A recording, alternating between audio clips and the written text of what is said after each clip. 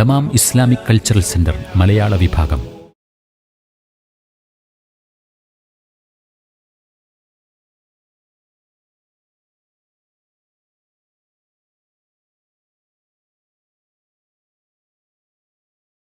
അസ്സലാമു അലൈക്കും വറഹ്മത്തുള്ളാഹി വബറകാതുഹു.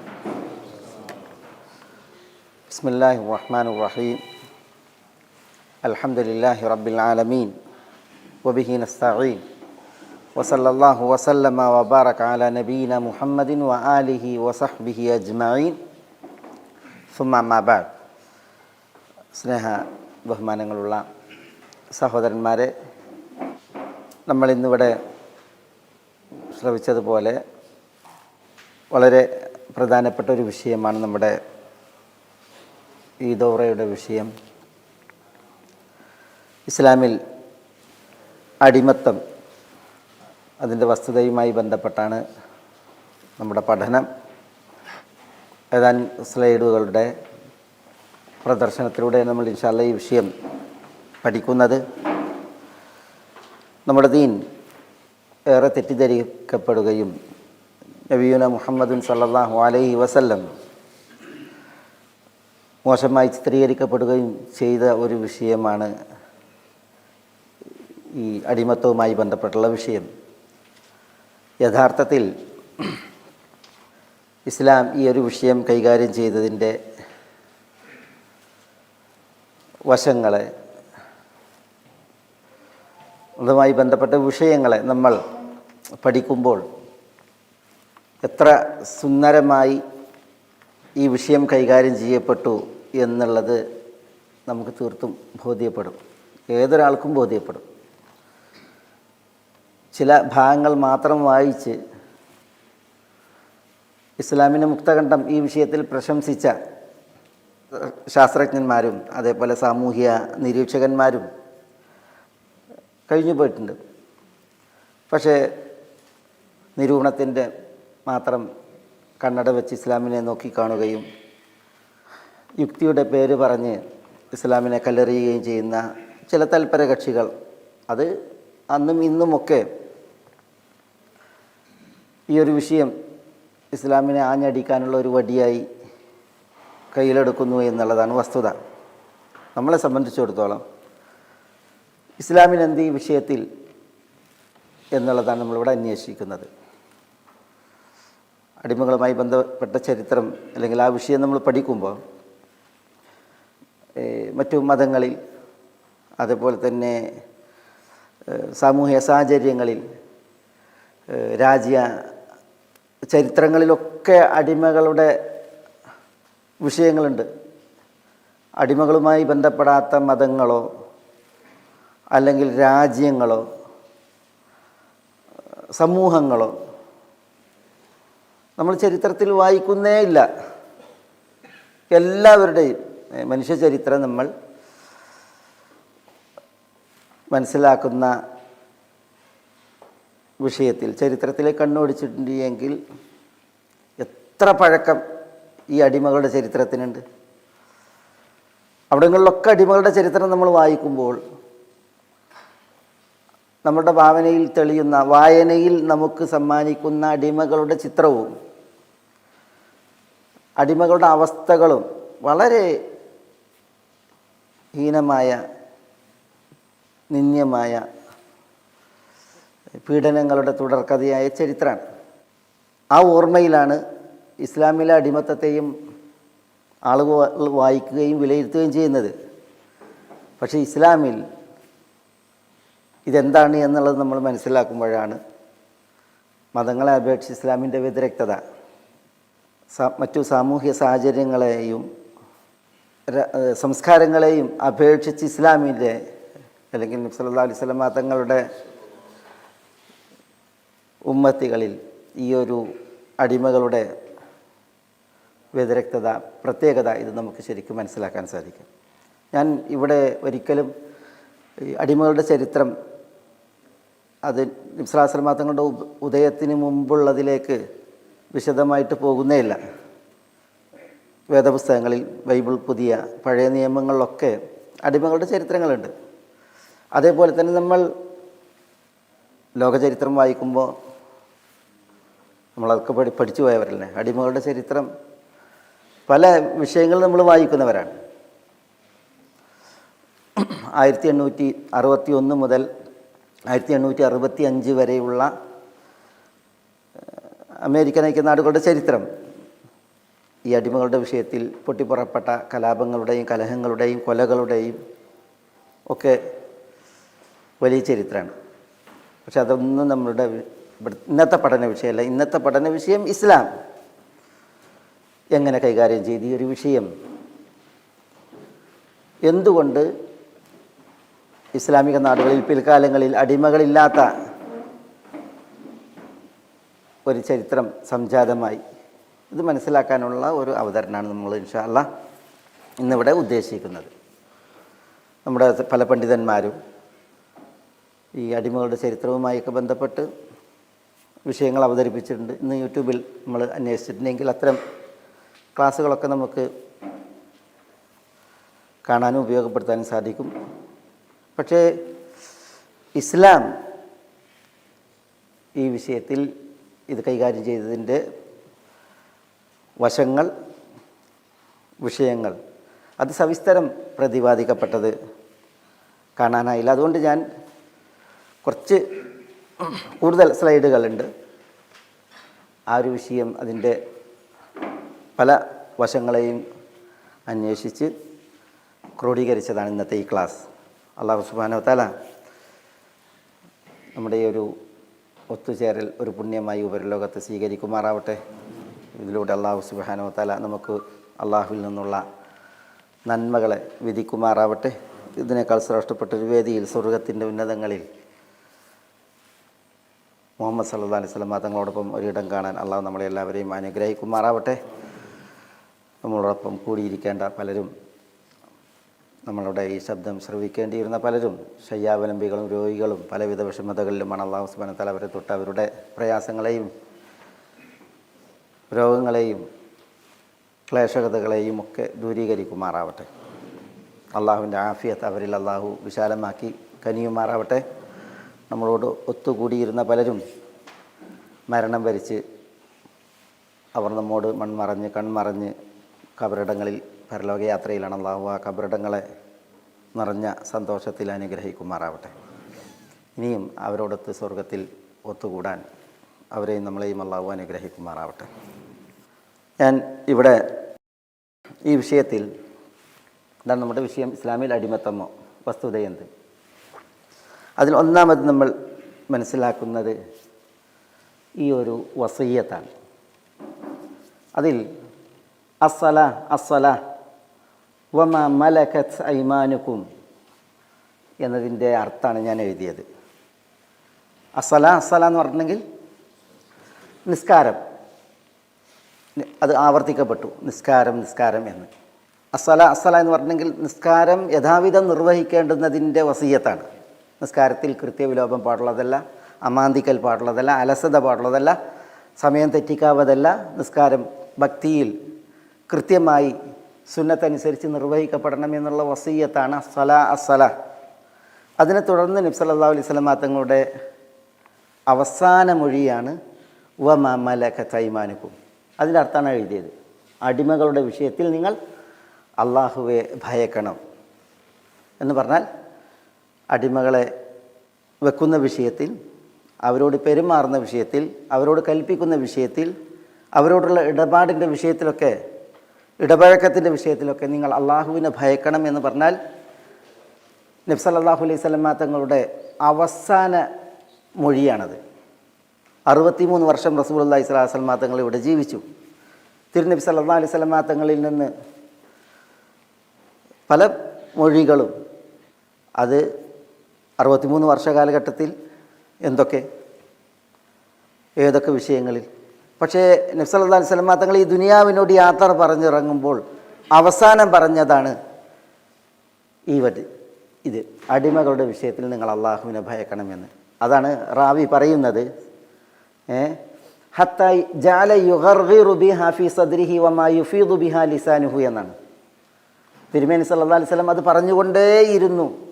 അത് പറഞ്ഞുകൊണ്ട് നെഞ്ചകം ഗദ്ഗദമായി അവിടുത്തെ നാവ് കൊണ്ട് വ്യക്തമായി മൊഴിയാനാകുമായിരുന്നില്ല എന്നാണ്. എന്ന് പറഞ്ഞാൽ നബി സല്ലല്ലാഹു അലൈഹി വസല്ലം തങ്ങൾ വഫാത്താകുന്നതിൻ്റെ ആ സമയം ലാ ഇലാഹ ഇല്ലല്ലാഹ് ഇന്ന ലിൽ മൗതി ലസക്രാത്ത് എന്ന് നബി സല്ലല്ലാഹു അലൈഹി വസല്ലം തങ്ങൾ പറഞ്ഞു. അല്ലാഹുമ്മ മഅല്ലദീന അൻഅംത അലൈഹിം എന്ന് നബി സല്ലല്ലാഹു അലൈഹി വസല്ലം തങ്ങൾ ദുആ ചെയ്തു. അല്ലാഹുമ്മ റഫീഖൽ ആല അല്ലാഹുമ്മ റഫീഖൽ ആല എന്നൊക്കെ റസൂലുള്ളാഹി സ്വല്ലല്ലാഹു അലൈഹി വസല്ലം തങ്ങൾ ആവർത്തിച്ച് ദുആ ചെയ്തു. പിന്നെ മരണത്തോട് അടുക്കുന്ന സമയം നബി സല്ലല്ലാഹു അലൈഹി വസല്ലം തങ്ങളുടെ വസിയ്യത്താണിത്. വസിയ്യത്താണ്. ഇതാണ് നബി സല്ലല്ലാഹു അലൈഹി വസല്ലം തങ്ങൾ അവസാനം പറഞ്ഞതും. ഇത് 3 പേർ റിപ്പോർട്ട് ചെയ്തു. ഒന്ന് അനസ് റളിയല്ലാഹു അൻഹുവിൻ്റെ റിപ്പോർട്ടാണ് നമ്മൾ ഈ വായിക്കുന്നത്. പിന്നെ അലി, നബി സല്ലല്ലാഹു അലൈഹി വസല്ലം തങ്ങളുടെ അവസാനത്തെ വരി ഇതായിരുന്നു എന്നാണ്. പിന്നെ ഉമ്മുൽ മുഅ്മിനീൻ ഉമ്മു സലമ റളിയല്ലാഹു തആല അൻഹ, ഉമ്മു സലമ റളിയല്ലാഹു തആല അൻഹ പറയുന്നത് കാനത്ത് ആമത്തെ വസിയത്ത് റസൂലുള്ളാഹി സ്വല്ലല്ലാഹു അലൈഹി വസല്ലം എന്നാണ്. ഇതായിരുന്നു റസൂലുള്ളാഹി സ്വല്ലല്ലാഹു അലൈഹി വസല്ലം തങ്ങളുടെ വസിയത്തിൻ്റെ ഏറെക്കുറെ മിക്കതും ഇതായിരുന്നു എന്നാണ്. പൊതുവിൽ നബി സല്ലല്ലാഹു അലൈഹി വസല്ലം തങ്ങളുടെ വസിയത്തൊക്കെ ഇതായിരുന്നു. ഈ 3 പേരും, ഒന്ന് ഉമ്മു സലമ റസൂലുള്ളാഹി സ്വല്ലല്ലാഹു അലൈഹി വസല്ലം തങ്ങളുടെ ഭാര്യയാണ്, മറ്റൊന്ന് അലി റസൂലുള്ളാഹി സ്വല്ലല്ലാഹു അലൈഹി വസല്ലം തങ്ങളുടെ പിതൃപുത്രനും മരുമകനുമാണ്, പിന്നെ അനസ് റസൂലുള്ളാഹി സ്വല്ലല്ലാഹു അലൈഹി വസല്ലം തങ്ങളുടെ ഖാദിമാണ്. അപ്പോൾ വഫാത്തിൻ്റെ സമയം നബി സല്ലല്ലാഹു അലൈഹി വസല്ലം തങ്ങളെ ചാരത്തുണ്ടായിരുന്ന ആളുകളാണ് ഇവർ പറയുന്നത്. നബി സല്ലല്ലാഹു അലൈഹി വസല്ലം തങ്ങൾ അവസാനം പറഞ്ഞത് അസ്സല. പിന്നെ അവിടുത്തെ റൂഹ് വേർപിരിയുന്നതിൻ്റെ ആ സമയം നബി സല്ലല്ലാഹു അലൈഹി വസല്ലം തങ്ങൾക്ക് നാവ് കൊണ്ട് വ്യക്തമായിട്ട് മൊഴിയാൻ കഴിയുന്നില്ല മരണസമയത്ത്. അതാണ്, നാവ് കൊണ്ട് വ്യക്തമായി മൊഴിയാനാകുമായിരുന്നില്ല. വമായി ഫീദു ബിഹാ ലിസാനു. പിന്നെയോ ശബ്ദം എവിടെയുള്ളത്? ശബ്ദം നെഞ്ചിൽ കെട്ടിയാണ്. അതാണ് നെഞ്ചകം ഗദ്ഗതമായിക്കൊണ്ടിരുന്നു. ഇത് പറഞ്ഞിട്ട് എന്നാണ് അസ്സല പറഞ്ഞിട്ട് പിന്നെ വമാ മലക്കത ഐമാനുക്കും എന്ന് നെഞ്ചകത്ത് ശബ്ദം കെട്ടി ഗദ്ഗതമായി പറഞ്ഞുകൊണ്ട് നബി സല്ലല്ലാഹു അലൈഹി വസല്ലം തങ്ങൾ ഈ ദുനിയാവിനോട് യാത്രയായി എന്നാണ്. അപ്പോൾ നോക്കൂ നിങ്ങൾ, എത്രമേൽ നബി സല്ലല്ലാഹു അലൈഹി വസല്ലം തങ്ങൾ ഗൗരവത്തിൽ കണ്ടൊരു വിഷയമാണ് അടിമകളുടെ വിഷയം. അതിൽ വസിയ്യത്ത് ഓതിയിട്ടാണ് നബി സല്ലല്ലാഹു അലൈഹി വസല്ലം തങ്ങളുടെ ഈ ദുനിയാവിലെ യാത്ര എന്നുള്ളതാണ്. അത് ഏറ്റവും ഈ വിഷയത്തിൽ ശ്രദ്ധിക്കപ്പെടേണ്ട ഒരു പോയിൻ്റാണ്. അതുകൊണ്ടാണ് ഞാൻ ആ വസിയ്യത്തിൽ ഇന്നത്തെ നമ്മുടെ ഈ ക്ലാസ് ആരംഭിച്ചത്. അല്ലാഹു സുബ്ഹാനഹു വ തആല പറഞ്ഞത് മാനവരുടെ വിഷയത്തിൽ, മനുഷ്യരുടെ വിഷയത്തിൽ മനുഷ്യരാരാണ് എന്നുള്ളത് ഇപ്രകാരമാണ്. വലഖദ് കറംനാ ബനീ ആദം വഹമൽനാഹും ഫിൽ ബർരി വൽ ബഹർ വറസഖ്നാഹും മിനത് ത്വയ്യിബാത്ത് വഫദ്ദൽനാഹും അലാ കസീരിൻ മിമ്മൻ ഖലഖ്നാ തഫ്ദീല എന്നാണ്. എന്താ? തീർച്ചയായും ആദം സന്തതികളെ നാം ആദരിക്കുകയും കടലിലും കരയിലും അവരെ നാം വാഹനത്തിൽ കയറ്റുകയും വിശിഷ്ടമായ വസ്തുക്കളിൽ നിന്ന് നാം അവർക്ക് ഉപജീവനം നൽകുകയും നാം സൃഷ്ടിച്ചിട്ടുള്ളവരിൽ മിക്കവരെക്കാളും അവർക്ക് നാം സവിശേഷമായ ശ്രേഷ്ഠത നൽകുകയും ചെയ്തിരിക്കുന്നു എന്നാണ്. എല്ലാ മനുഷ്യരുടെയും വിഷയത്തിൽ അല്ലാഹു സുബ്ഹാനഹു വ തആലാൻ്റെ വിശേഷണവും വിധിയും ഇതാണ്. എല്ലാവരെയും വലഖദ് കറംനാ ബനീ ആദം, മാനവരെ എല്ലാം നാം ആദരിച്ചിരിക്കുന്നു എന്നാണ്. അള്ളാഹുവിൻ്റെ പടപ്പുകൾ പലതുണ്ട്. ആ പല പടപ്പുകളിൽ അല്ലാഹു സുബ്ഹാനഹു വ തആല സവിശേഷമായ ശ്രേഷ്ഠത നൽകിയിട്ട് ആദരവ് പറഞ്ഞത് ആർക്കാണ്? മനുഷ്യർക്കാണ്. അതുകൊണ്ട് തന്നെ അടിമകളെന്ന് പറഞ്ഞൊരു വിഭാഗത്തെ സമൂഹ ശ്രേണിയിൽ ഇകഴ്ത്തിക്കെട്ടാനും അതേപോലെ തന്നെ അടിമകളാണ്, പതിതരാണ് എന്നും അടിമത്തം പേറി ഭാരം പേറി ജീവിക്കേണ്ടവരാണ് ഒരു വിഭാഗം എന്നുള്ള ഒരു വിധി അതൊരിക്കലും നാഥൻ്റെ പക്കൽ നിന്നില്ല. മനുഷ്യരെക്കുറിച്ചുള്ള അള്ളാഹുവിൻ്റെ വിധിയും വിശേഷണവുമാണ് നമ്മൾ ഈ വിശുദ്ധ വചനത്തിൽ വായിക്കുന്നത്. സൂറത്ത് ഇസ്രായിലെ 70-ാമത്തെ വചനമാണത്. ഇതും രാമുകായിട്ട് നമ്മളിവിടെ മനസ്സിലാക്കേണ്ട ഒരു വിഷയമാണ്. അടിമകളെ അല്ലാഹു സുബ്ഹാനഹു വ തആല ആദരിച്ച മനുഷ്യരിൽ ഒരു വിഭാഗത്തെ അടിമകളായി പിടിക്കുന്ന വിഷയം, അതിനെക്കുറിച്ച് അള്ളാഹു പറഞ്ഞത് നബി സല്ലല്ലാഹു അലൈഹി വസല്ലം തങ്ങൾ പറയാണ്. ഇതൊരു ഖുദ്സിയായ ഹദീസാണ്. അതിൽ അല്ലാഹു സുബ്ഹാനഹു വ തആല പറഞ്ഞതായിട്ടാണ് നബി സല്ലല്ലാഹു അലൈഹി വസല്ലം പറയുന്നത്, 3 വിഭാഗം ആളുകൾ ഞാൻ അവരോട് തർക്കിക്കും, ഞാൻ അവരോട് വാദിക്കും, ഞാൻ ആരോട് വാദിച്ചുവോ അവനെ ഞാൻ തോൽപ്പിച്ചിരിക്കുമെന്നാണ്. അല്ലാഹു സുബ്ഹാനഹു വ തആല തർക്കിക്കുമെന്നാണ്. അള്ളാഹു തർക്കിച്ചവർ ജയിക്കുമോ? അവർ പതിതരാകും. ഈ തർക്കം നടക്കുന്നത് പരലോക കോടതിയിലാണ്, അവിടെയാണ്, അള്ളാഹുവിങ്കൽ. അതിലെന്താ പറയുന്നത്? 3 വിഭാഗം ആളുകൾ അവരോട് അള്ളാഹു സുബ്ഹാനഹു വ തആല തർക്കിച്ച് അവരെ പരാജയപ്പെടുത്തും പരലോക കോടതിയിൽ എന്നാണ്. അതിലൊരാളാണ് ഈ എഴുതിയത്. ഇതെന്താ? സ്വതന്ത്രനായ ഒരു മനുഷ്യനെ അടിമയായി പിടിച്ചു വിൽക്കുകയും അവൻ്റെ വില തിന്നുകയും ചെയ്ത വ്യക്തി എന്നാണ്.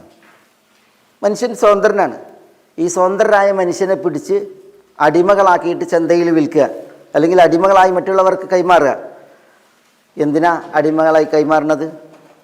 ആ പണം തിന്നാനാണ്, സമ്പാദിക്കാനാണ്. അള്ളാഹു സുബ്ഹാനഹു വ തആല പറയുന്നത് അത്തരം ആളുകളെ അള്ളാഹു സുബ്ഹാനഹു വ തആല പരലോക കോടതിയിൽ കൈകാര്യം ചെയ്യും എന്നുള്ളതാണ്. ഈ ഹദീസാണ് ഇസ്ലാമിൽ മനുഷ്യന്മാരെ അടിമകളാക്കി പിടിക്കാൻ പാടുള്ളതല്ല എന്നുള്ളതിൻ്റെ തെളിവ്. ഇതാണ് ഈ വിഷയത്തിൽ നമുക്ക് ആദ്യം വായിക്കാനുള്ളത്. നബി സല്ലല്ലാഹു അലൈഹി വസല്ലം തങ്ങൾ ഇവിടെ ഉദയം ചെയ്യുന്ന നാളിൽ അടിമക്കടലായിരുന്നു. അതൊരു അതിശയോക്തിയുള്ള പ്രയോഗമല്ല. അടിമക്കടൽ എന്ന് പറഞ്ഞാൽ അത് അക്ഷരാർത്ഥത്തിൽ ശരിയായ പ്രയോഗമാണ്. യഥേഷ്ടം അടിമകൾ മനുഷ്യരെ അടിമകളായി പിടിക്കുക, എന്നിട്ട് ചന്തകളിൽ കൊണ്ടുവരിക, എന്നിട്ട് അടിമകളെ വിറ്റ് കാശാക്കുക. പല പ്രമുഖരുടെയും വിഷയത്തിൽ ആ ചരിത്രം വായിക്കും. ഇപ്പോൾ അബ്ദുല്ലാഹി ഇബ്നു ജുദ്ആൻ അത്തൈമി അടിമകളുടെ കച്ചവടത്തിൽ ജാഹിലിയത്തിൽ സുപ്രസിദ്ധനായിരുന്നു. അടിമകളെ വിൽക്കുന്ന മാർക്കറ്റുകളുണ്ടായിരുന്നു. അതുകൊണ്ടാണ് നമ്മൾ സെയ്ദ് ബിൻ ഹാരിസ റളിയല്ലാഹുവിൻ്റെ ചരിത്രം വായിക്കുമ്പോൾ ഖദീജ റളിയല്ലാഹു തആല അൻഹ ഹക്കീം ഇബ്നു ഹിസാമിനോട് പറയുകയാണ്, ചന്തയിൽ പോയിട്ട് ഒരു അടിമനെ വാങ്ങിക്കൊണ്ടുവരാൻ. ലക്ഷണമൊക്കെ പറഞ്ഞെടുത്തിട്ട് ഇന്ന ലക്ഷണം മൊത്തം അടിമയെ വാങ്ങിക്കൊണ്ടുവരാൻ വേണ്ടിയിട്ട് ഹക്കീമിനെ വിടുകയാണ് ഖദീജ റളിയല്ലാഹു തആല അൻഹ, നബി സല്ലല്ലാഹു അലൈഹി വസല്ലം തങ്ങളുടെ ജീവിതത്തിലേക്ക് കടന്നു വരുന്നതിന് മുമ്പ്. അങ്ങനെ ഹക്കീം ഇബ്നു ഹിസാം പോയിട്ട് ചന്തയിൽ പോയിട്ട് ഒരടിമനെ വാങ്ങിക്കൊണ്ടുവന്നൊരു യുവ കോമളനായ സുന്ദരനായ ഒരു അടിമയെ വാങ്ങിക്കൊണ്ടുവന്നു. ഖദീജ റളിയല്ലാഹു തആല അൻഹക്ക് നൽകി. ആ അടിമയാണ് സെയ്ദ് ബിൻ ഹാരിസ. സെയ്ദ് ബിൻ ഹാരിസ അൽ കൽബി, അദ്ദേഹം ബനു കൽബ് ഗോത്രക്കാരനാണ്. അദ്ദേഹം ഒരിക്കലും ഒരു അടിമയായിരുന്നില്ല, അടിമയായി ജനിച്ചു വളർന്ന ആളല്ല അദ്ദേഹം. പിന്നെയോ അദ്ദേഹം ബനു കൽബ് ഗോത്രക്കാരനാണ്. പക്ഷേ ബനു കൽബ് ഗോത്രത്തിൽ പിന്നെ ഒരക്രമം ഉണ്ടാക്കി അറബികൾ. ആ ആക്രമണത്തിൽ അവിടെ കിട്ടിയതിനൊക്കെ പിടിച്ചു, ബന്ദികളാക്കി പിടിച്ചു. അങ്ങനെ സെയ്ദിനെ പിടിച്ചു. എന്നിട്ട് എന്ത് ചെയ്തു? സെയ്ദിൻ്റെ വാപ്പുണ്ട്, ഉമ്മണ്ട്, കുടുംബമുണ്ട്. പക്ഷേ ഈ സെയ്ദിനെ പിടിച്ച് ഇവർ കൊണ്ടുവന്നിട്ട് വിറ്റതാണ്, അടിമകളാക്കിയിട്ട് വിറ്റതാണ്. അങ്ങനെയാണ് മക്കയിലെത്തുന്നത്. ബനു കൽബ് ഗോത്രം മക്കയിൽ നിന്ന് ഏറെ വിദൂരാണ്, ഫലസ്തീൻ്റെ ഭാഗത്താണ്. മക്കയിലെ മാർക്കറ്റിൽ കൊണ്ടുവന്നിട്ട് സെയ്ദിനെ അടിമയാക്കിയിട്ട് വിറ്റു. ആ സെയ്ദിനെയാണ് ഹക്കീം ഇബ്നു ഹിസാം വാങ്ങിയത്. ആ സെയ്ദാണ് ഖദീജ റളിയല്ലാഹു തആല അൻഹയുടെ പിന്നെ അടിമയായിട്ട് മാറിയത്. പിന്നെ നബി സല്ലല്ലാഹു അലൈഹി വസല്ലം തങ്ങളുമായിട്ടുള്ള വിവാഹം നടന്നപ്പോൾ ഖദീജ റളിയല്ലാഹു തആല അൻഹ സെയ്ദിനെ നബി സല്ലല്ലാഹു അലൈഹി വസല്ലം തങ്ങൾക്ക് നൽകി. അങ്ങനെയാണ് സെയ്ദ് റളിയല്ലാഹു തആല അൻഹു നബി സല്ലല്ലാഹു അലൈഹി വസല്ലം തങ്ങളുടെ ജീവിതത്തിലേക്ക് കടന്നു വരുന്നത്.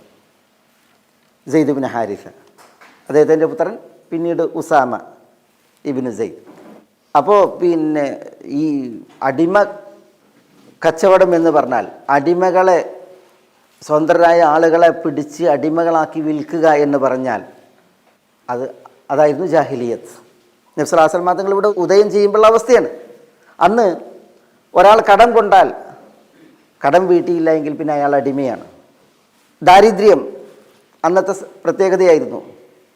ദാരിദ്ര്യാവസ്ഥയിൽ മാതാപിതാക്കൾ മക്കളെ അടിമകളാക്കി വിൽക്കുമായിരുന്നു. അതേപോലെ തന്നെ ചില വ്യക്തികൾ അവരുടെ വ്യക്തി സ്വാതന്ത്ര്യം അത് ഉപയോഗപ്പെടുത്തിയിട്ട് സ്വയം അടിമയായിട്ട് പരിണമിക്കുമായിരുന്നു, സ്വയം അടിമയായിട്ട് മാറുക, പല കാരണങ്ങളാൽ. അതേപോലെ തന്നെ കവർച്ച, വ്യക്തികളെ കവർച്ച ചെയ്യുക, ഗോത്രങ്ങളെ കവർച്ച നടത്തുക, എന്നിട്ട് അടിമകളാക്കി പിടിക്കുക, അങ്ങനെ അടിമ കച്ചവടം. പിന്നെ കുറ്റകൃത്യം ചെയ്താൽ ആ കുറ്റകൃത്യം ചെയ്ത വ്യക്തികളെ അടിമകളാക്കി മാറ്റുക. പിന്നെ പാരമ്പര്യം, മാതാപിതാക്കൾ അടിമകളാണ് എങ്കിൽ മക്കൾ, പിന്തുടർച്ചക്കാർ അടിമകളായിട്ടാണ് ഗണിക്കപ്പെടുക. അന്നത്തെ സാമൂഹിക അന്തരീക്ഷത്തിൽ ഒരിക്കലും അടിമകളായ മാതാപിതാക്കൾക്ക് സ്വതന്ത്രരായ മക്കൾ ആ പരിഗണന ഉണ്ടായിരുന്നില്ല. അടിമകളായി തന്നെ കാലം കഴിയുക എന്നുള്ളതായിരുന്നു അന്നത്തെ സാമൂഹിക അന്തരീക്ഷം. ഇതൊക്കെ നബി സല്ലല്ലാഹു അലൈഹി വസല്ലം തങ്ങൾ ഇവിടെ ഉദയം ചെയ്യുമ്പോൾ അറേബ്യൻ ഉപദ്വീപിൻ്റെ പ്രത്യേകതയാണ്. ഏറെക്കുറെ ലോകം ഇങ്ങനെയായിരുന്നു എന്നുള്ളതാണ് വസ്തുത. പിന്നെ യുദ്ധം. യുദ്ധങ്ങൾ സാർവത്രികമായിരുന്നു. നാടുകൾ തമ്മിൽ, ഗോത്രങ്ങൾ തമ്മിൽ ഇങ്ങനെ ഉള്ള യുദ്ധങ്ങൾ. ഈ യുദ്ധങ്ങളിൽ പിടിക്കപ്പെടുന്നവരെല്ലാം, യുദ്ധബന്ദികളെല്ലാം അടിമകൾ. ഇതായിരുന്നു അന്നത്തെ സാമൂഹിക സാഹചര്യത്തിൻ്റെ സവിശേഷത. അതേപോലെ തന്നെ അന്നത്തെ സാമൂഹിക ഘടന ഒക്കെ ഇങ്ങനെയായിരുന്നു. അതുകൊണ്ടായിരുന്നു അടിമകൾ കാരണത്താൽ, അടിമക്കടൽ എന്ന് പറഞ്ഞിട്ടുണ്ടെങ്കിൽ അത് ഒരതിശയോക്തി അല്ലാത്ത വിധം നമ്മൾ ആ കാലഘട്ടത്തിൽ വായിക്കുന്നത്. പല വഴികൾ അടിമകൾ ഉണ്ടാകാൻ, ആ വഴികളിൽ പ്രധാനപ്പെട്ടതാണ് നമ്മളിവിടെ എഴുതിയത്. എന്നിട്ട് അടിമകളുടെ ഒരു ലോകം അഗണ്യമാവിധം, അതായിരുന്നു നബി സല്ലല്ലാഹു അലൈഹി വസല്ലം തങ്ങളുടെ കാലത്തുണ്ടായിരുന്നത്. അവിടെയാണ് ഇങ്ങനെ വ്യക്തികളെ പിടികൂടി അടിമകളാക്കി വിറ്റ് തിന്നതിനെ ഇസ്ലാം വിലക്കിയത്. അതെങ്ങനെ വിലക്കി, അതിൻ്റെ ശൈലി നോക്കൂ നിങ്ങൾ. അങ്ങനെ വിറ്റ് തിന്നവൻ പരലോക കോടതിയിൽ വന്നിട്ടുണ്ടെങ്കിൽ അവനെ തർക്കിച്ച് തോൽപ്പിക്കാനും അവനോട് സംവദിച്ച് അവനെ ഇരുത്താനും മേലായ റബ്ബ് സുബ്ഹാനഹു വ തആല നേരിട്ടാണ് എന്നാണ് പറയുന്നത്. അത്ര ഗൗരവത്തിൽ ഇസ്ലാം പറഞ്ഞ ഒരു വിഷയമാണ് സ്വതന്ത്രരായി അള്ളാഹു പടച്ചിട്ട മനുഷ്യരെ അടിമകളാക്കി തീർക്കുക എന്നുള്ള വിഷയം. എന്നാൽ ഇസ്ലാമിൽ അടിമകൾ ഉണ്ടായിട്ടുണ്ട്. അടിമകളുമായി ബന്ധപ്പെട്ട ചരിത്രമുണ്ട്. എന്താണ്, എങ്ങനെയാണ് ആ അടിമകൾ ഇസ്ലാമിൽ ഉണ്ടാകുന്നത്? അടിമകളുമായി ബന്ധപ്പെട്ട ചരിത്രം ഇസ്ലാമിൽ നമ്മൾ വായിക്കുന്നത് അത് യുദ്ധബന്ദികളുമായി ബന്ധപ്പെട്ടാണ്. ആദ്യം നമ്മൾ മനസ്സിലാക്കേണ്ടത്, ഇസ്ലാമിൽ യുദ്ധം വാളെടുത്തവനെല്ലാം വെളിച്ചപ്പാടെന്ന് പറയുന്നത് പോലെ വാളെടുത്തവനെല്ലാം യുദ്ധം നയിക്കുക എന്നുള്ളത് ഇസ്ലാമിലില്ല. ഇസ്ലാമിൽ യുദ്ധമുണ്ട്, യുദ്ധമുണ്ടാകേണ്ട അനിവാര്യതകളിൽ. അപ്പോൾ യുദ്ധം ലോകർക്ക് കാരുണ്യമായി മാറുന്ന അവസ്ഥയാണ് നമ്മൾ ഇസ്ലാമിക യുദ്ധങ്ങളുടെ ചരിത്രം വായിക്കുമ്പോൾ നമ്മൾ മനസ്സിലാക്കുന്നത്, ലോകം മനസ്സിലാക്കുന്നത്. ഇവിടെ ഇമാം ബുഖാരി നിവേദനം ചെയ്യുന്ന ഒരു ഹദീസാണിത്. വ ഇന്നമൽ ഇമാമു ജുന്നത്തുൻ യുഖാതലു മിൻ വറാഇഹി വ യുത്തഖാ ബിഹി. ഭരണാധികാരി പരിചയമാണ്, തീർച്ച. അദ്ദേഹത്തിൻ്റെ പിന്നിൽ നിന്നാണ് യുദ്ധം ചെയ്യപ്പെടേണ്ടത്, അദ്ദേഹത്തെ കൊണ്ടാണ് മറ പിടിക്കേണ്ടത് എന്ന് പറഞ്ഞെങ്കിൽ, യുദ്ധം ഉണ്ടാകണമെങ്കിൽ ഇസ്ലാമിക രാഷ്ട്രം വേണം, ആ രാഷ്ട്രത്തിൻ്റെ ഭരണാധികാരി വേണം. ഭരണാധികാരിയാണ് യോദ്ധാക്കൾക്ക് മുന്നിൽ, ഭരണാധികാരിയുടെ പിന്നിൽ യുദ്ധം എന്ന് പറഞ്ഞാൽ ഭരണാധികാരിയുടെ കൽപ്പനയിൽ യാ അയ്യുഹല്ലദീന ആമനു മാലക്കും ഇദാ ഖീല ലക്കും മുൻഫിറു ഫി സബീലില്ലാഹ് ഇസ്സാഖൽതും ഇലൽ അർദ് എന്ന് പറഞ്ഞേ. വിശ്വാസികളെ, നിങ്ങൾക്ക് എന്ത് പറ്റി? നിങ്ങൾ യുദ്ധത്തിന് ഇറങ്ങൂ എന്ന് പറഞ്ഞെങ്കിൽ യുദ്ധത്തിന് ഇറങ്ങാതെ നിങ്ങൾ കൂനിക്കൂടി ഭീരുക്കളായി ഇരിക്കുന്നു എന്ന് അല്ലാഹു സുബ്ഹാനഹു വ തആല ചോദിച്ചില്ല. ഇൻഫിറു ഫിൽ അർദ്, യുദ്ധത്തിന് ഇറങ്ങൂ എന്ന് പറയാൻ ആൾ വേണം. ആ ആളാരാണ്? ആ ആൾ ഭരണാധികാരിയാണ്. ഭരണാധികാരിയുടെ പിന്നിൽ നിന്നാണ് യുദ്ധം ചെയ്യേണ്ടത്, ഭരണാധികാരിയാണ് മറയായി സ്വീകരിക്കേണ്ടത് എന്നാണ്.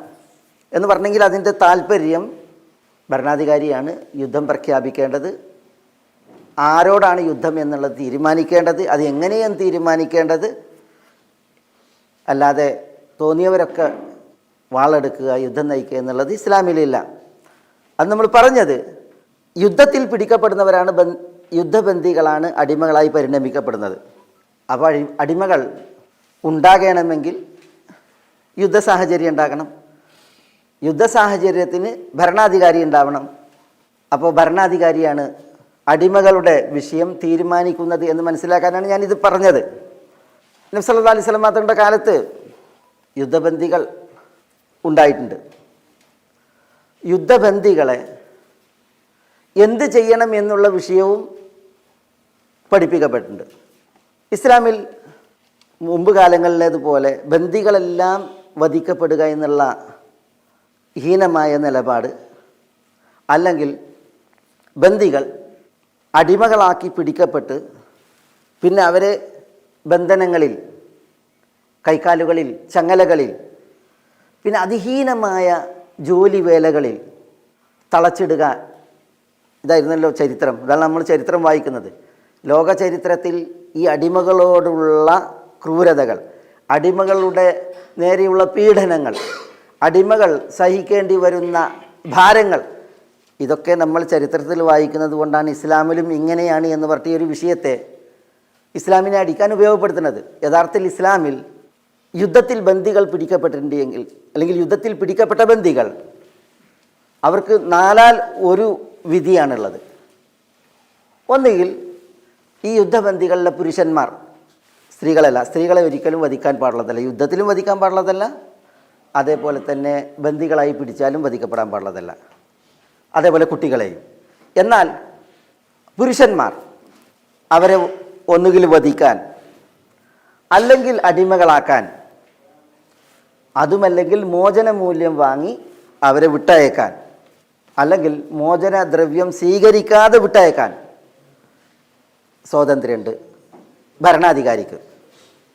ഇതൊക്കെ ഭരണാധികാരിയുടെ വിഷയമാണ്. ഭരണാധികാരി ഒരു യുദ്ധം നയിച്ചു, യുദ്ധത്തിൽ ശത്രു പരാജയപ്പെട്ടു, ശത്രു സൈന്യത്തെ പിടിക്കപ്പെട്ടു.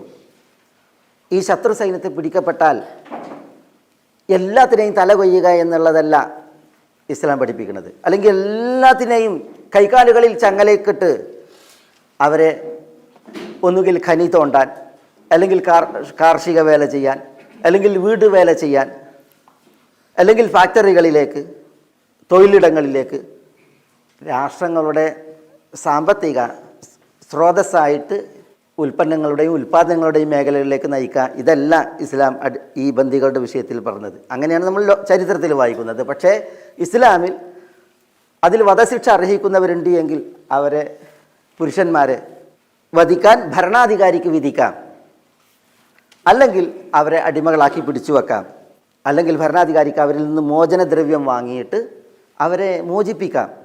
ഇനി മോചനദ്രവ്യം സ്വീകരിക്കാതെ അവരെ വെറുതെ വിടാം. ഇതൊക്കെ ഇതിൽ 4 ഏത് വേണമെന്ന് തീരുമാനിക്കേണ്ടത് അദ്ദേഹമാണ്, ഭരണാധികാരിയാണ്. നബി സല്ലല്ലാഹു അലൈഹി വസല്ലം തങ്ങളുടെ കാലത്ത് ചില ബന്ദികൾ വധിക്കപ്പെട്ടിട്ടുണ്ട്.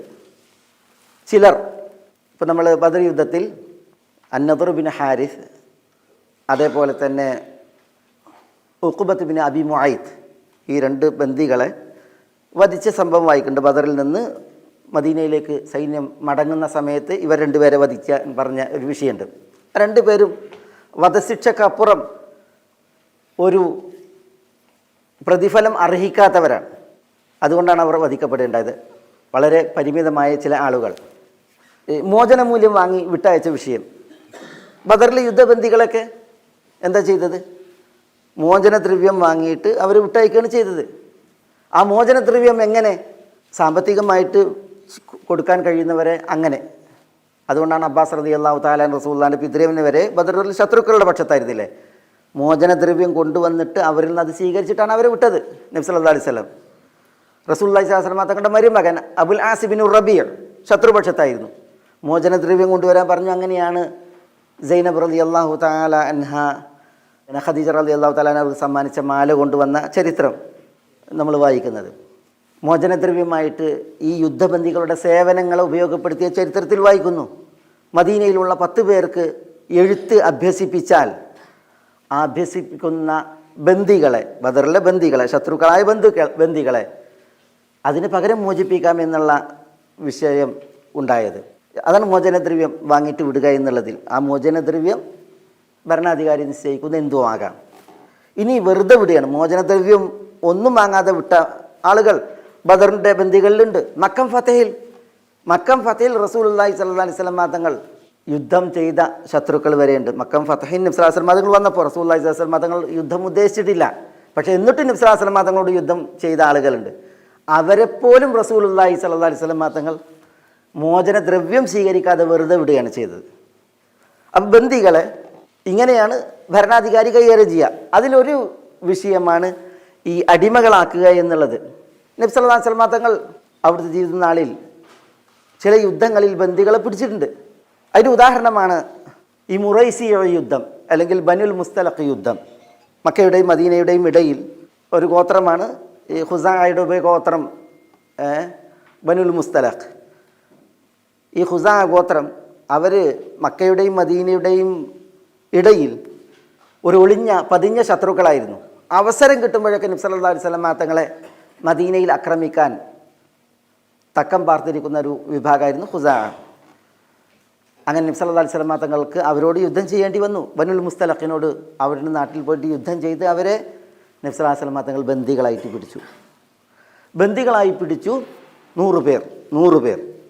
പിന്നെയാണ് അവിടെയുള്ള ബനുൽ മുസ്തഖലിൻ്റെ നേതാവ് അൽ ഹാരിസുൽ ഖുസാഇയുടെ മകൾ ജുവൈരിയയെ റസൂലുള്ളാഹി സ്വല്ലല്ലാഹു അലൈഹി വസല്ലം തങ്ങൾ വിവാഹം കഴിക്കുന്നത്. ആ വിഷയം നമുക്കിനി ഇതിൽ വരും, വിശദമായിട്ട് വരും. അങ്ങനെ ജുവൈരിയെ റസൂലുള്ളാഹി സ്വല്ലല്ലാഹു അലൈഹി വസല്ലം തങ്ങൾ വിവാഹം കഴിക്കുമ്പോൾ അവരെ റസൂലുള്ളാഹി സ്വല്ലല്ലാഹു അലൈഹി വസല്ലം തങ്ങൾ എന്ത് ചെയ്തു? മോചനദ്രവ്യം നൽകി മോചിപ്പിച്ച് ഈ ബന്ദികളുടെ കൂട്ടത്തിൽ നിന്ന് പിന്നെ റസൂലുള്ളാഹി സ്വല്ലല്ലാഹു അലൈഹി വസല്ലം തങ്ങൾ അവർ വിവാഹം കഴിച്ചതോട് കൂടിയിട്ട് സഹാബികൾ പറഞ്ഞ വാചകമാണിത്. തിരുദൂതരുടെ ഭാര്യ വീട്ടുകാരാണിവർ. ജുവൈരിയ റളിയല്ലാഹു തആല റസൂലുള്ളാഹി സ്വല്ലല്ലാഹു അലൈഹി വസല്ലം തങ്ങളുടെ ജീവിതത്തിലേക്ക് വന്നപ്പോൾ പിന്നെ യുദ്ധബന്ദികളായിട്ട് സഹാബികളുടെ കൈകളിലുള്ളത് ആരാണ്? ഈ ജുവൈരിയ റളിയല്ലാഹുവിൻ്റെ ഗോത്രക്കാരാണ്. അപ്പോൾ അവർ പറയാണ് റസൂലുള്ളാഹി സ്വല്ലല്ലാഹു അലൈഹി വസല്ലം തങ്ങളുടെ ഭാര്യ വീട്ടുകാരാണ് നമ്മളുടെ കൈകളിലുള്ള ബന്ദികൾ, അസ്ഹാറു റസൂലില്ലാഹി സ്വല്ലല്ലാഹു അലൈഹി വസല്ലം. അങ്ങനെ എന്ത് ചെയ്തു? അവരെല്ലാവരും സഹാബികളെല്ലാവരും ആ ബന്ദികളെ വിടുകയാണ് ചെയ്തത്. ഫ്രീ ആക്കി വിട്ടു, സ്വതന്ത്രരാക്കി വിട്ടു. അതുകൊണ്ടാണ് ചരിത്രം ഇങ്ങനെ പറഞ്ഞത്. സ്വന്തം ജനതയ്ക്ക് മഹദിയോളം, മഹദി ജുവൈരിയ ബിന്തുൽ ഹാരിസ് അൽ മുസ്തലഖിയ അൽ ഖുസായിയയോളം അനുഗ്രഹീതയായ ഒരു സ്ത്രീയെയും ഞങ്ങൾ കണ്ടിട്ടില്ല. കാരണം ബനുൽ മുസ്തലഖിലെ 100 ആളുകളാണ് മോചിക്കപ്പെട്ടതെന്നാണ്. എല്ലാ ബന്ദികളെയും മുസ്ലിമീങ്ങൾ എന്ത് ചെയ്തു? മോചിപ്പിച്ചു. ഈ മഹദി നബി സല്ലല്ലാഹു അലൈഹി വസല്ലം തങ്ങളുടെ ജീവിതത്തിലേക്ക് കടന്നു വന്നത് കാരണത്താലേ എന്നാണ് ഞാൻ ഇത് കൊണ്ടുവന്നത്. ഈ ചരിത്രം കൊണ്ടുവന്നത് ബന്ദിയായി പിടിക്കുക എന്നുള്ളതും എവിടെ ഉണ്ട്? ഇസ്ലാമിലുണ്ട് എന്നുള്ളത് മനസ്സിലാക്കാനാണ്. അതാണ് നമ്മുടെ വിഷയം, പ്രധാനപ്പെട്ട വിഷയം. ഇസ്ലാമിൽ ബന്ദികൾ വരുന്ന ഏക വഴി ഈ വഴിയാണ്. അത് നമ്മളിവിടെ പ്രത്യേകം മനസ്സിലാക്കേണ്ട ഒരു വിഷയമാണ്. ഒരു യുദ്ധമുണ്ടായാൽ ആ യുദ്ധത്തിൽ പിടിക്കപ്പെടുന്ന യുദ്ധബന്ദികൾ, അവരിൽ 4 വിധിയാണ് ഭരണാധികാരിക്കുള്ളത്. ഒന്നുകിൽ വധിക്കുക, അല്ലെങ്കിൽ അടിമകളാക്കുക, അല്ലെങ്കിൽ മോചന മൂല്യം വാങ്ങി വിട്ടയക്കുക, അല്ലെങ്കിൽ മോചന മൂല്യം വാങ്ങാതെ വെറുതെ വിടുക. ഇതൊക്കെ നബി സല്ലല്ലാഹു അലൈഹി വസല്ലം തങ്ങളുടെ ഹയാത്തിൽ വന്ന വിഷയങ്ങളാണ്. നോക്കൂ നിങ്ങൾ, ഇതിൽ ഒരു ഭാഗം അടിമകളായി പിടിക്കുക, അതാണ് ഭരണാധികാരി കാണുന്നത് എങ്കിൽ, ഈ ബന്ദികളുടെ വിഷയത്തിൽ അവരെ അടിമകളാക്കുക എന്നുള്ളതാണ് ഭരണാധികാരി കാണുന്നത് എങ്കിൽ, അത് മാത്രമാണ് അടിമകൾ ഉണ്ടാകാനുള്ള ഇസ്ലാമിൽ ഏക വഴി. അതിന് എത്ര ഒരു പരിമിതമായ വൃത്താണ്. നമ്മൾ ജാഹിലിയത്തിൻ്റെ നബി സല്ലല്ലാഹു അലൈഹി വസല്ലം തങ്ങൾ ഇവിടെ ഉദയം ചെയ്യുന്നതിൻ്റെ വിഷയം നമ്മൾ വായിച്ച്, അടിമകൾ വന്നു ചേരുന്ന വഴികൾ ഇതൊക്കെയായിരുന്നു. ഇസ്ലാം ഇതൊക്കെയും കൊട്ടിയടച്ച് ഒരു വഴി, അത് യുദ്ധത്തിൻ്റേതാണ്. ആ യുദ്ധത്തിൽ ഇനി അടിമകൾ ഉണ്ടാകുന്നതിൻ്റെ തന്നെ വഴിയുണ്ടല്ലോ. അത് 4 രീതിയാണ് യുദ്ധബന്ദികളെ കൈകാര്യം ചെയ്യുന്നതിൽ ഇസ്ലാമിലുള്ളത്. ഭരണാധികാരി കാണുകയാണ് ഇവരെ അടിമകളാക്കി വെക്കലാണ് ഉചിതം എങ്കിൽ അപ്പോൾ മാത്രമാണ് ഈ അടിമകൾ ഉണ്ടാകുന്ന അവസ്ഥ. ഒരിക്കലും ബന്ദികളെ മുഴുവൻ കൊന്നൊടുക്കുന്നത് ഇസ്ലാമികല്ല. അല്ലെങ്കിൽ ഇവരെ ഒന്നടങ്കം ബന്ധനങ്ങളിൽ, ചങ്ങലകളിൽ അടിമകളാക്കി നിത്യമായി അടിമകളാക്കി തുടർത്തുക എന്നുള്ളത് ഇസ്ലാമികല്ല. അടിമകളാക്കി പിടിക്കുക എന്നുള്ളൊരു വിഷയം ഇസ്ലാമിലുണ്ട്. അതാണ് ഇസ്ലാമിൽ അടിമകൾ ഉണ്ടാകാനുള്ള ഏക വഴി.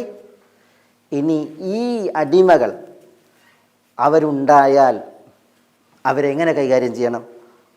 അതാണ് നമ്മളിവിടെ ഇനി അടുത്ത് മനസ്സിലാക്കേണ്ട ഒരു വിഷയം. അടിമകൾ വരുന്ന വഴി ഈ ഒരു പരിമിതമായ വഴിയാണ്.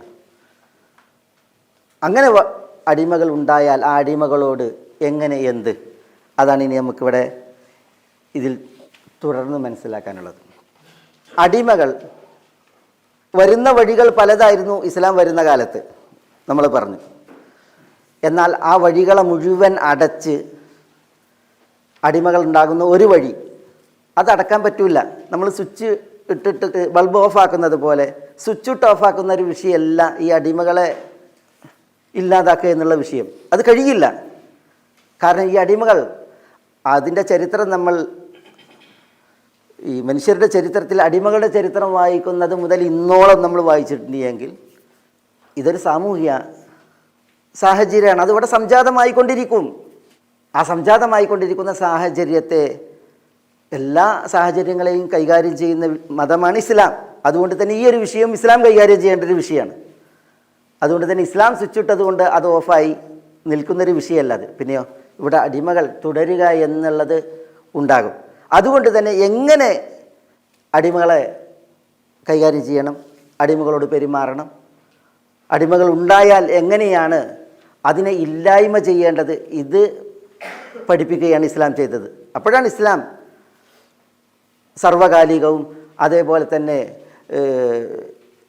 പ്രായോഗികവുമായിട്ടുള്ളൊരു മതമാകുക. അതില്ല എങ്കിൽ ഇസ്ലാം അടിമകളെ വിരോധിച്ചിരിക്കുന്നു പ്രഖ്യാപിച്ചിട്ടുണ്ട് എങ്കിൽ അപ്പോൾ ഇസ്ലാം അത് പ്രായോഗിക മതമല്ല എന്നുള്ള വിധിയാണ് ഉണ്ടാവുക.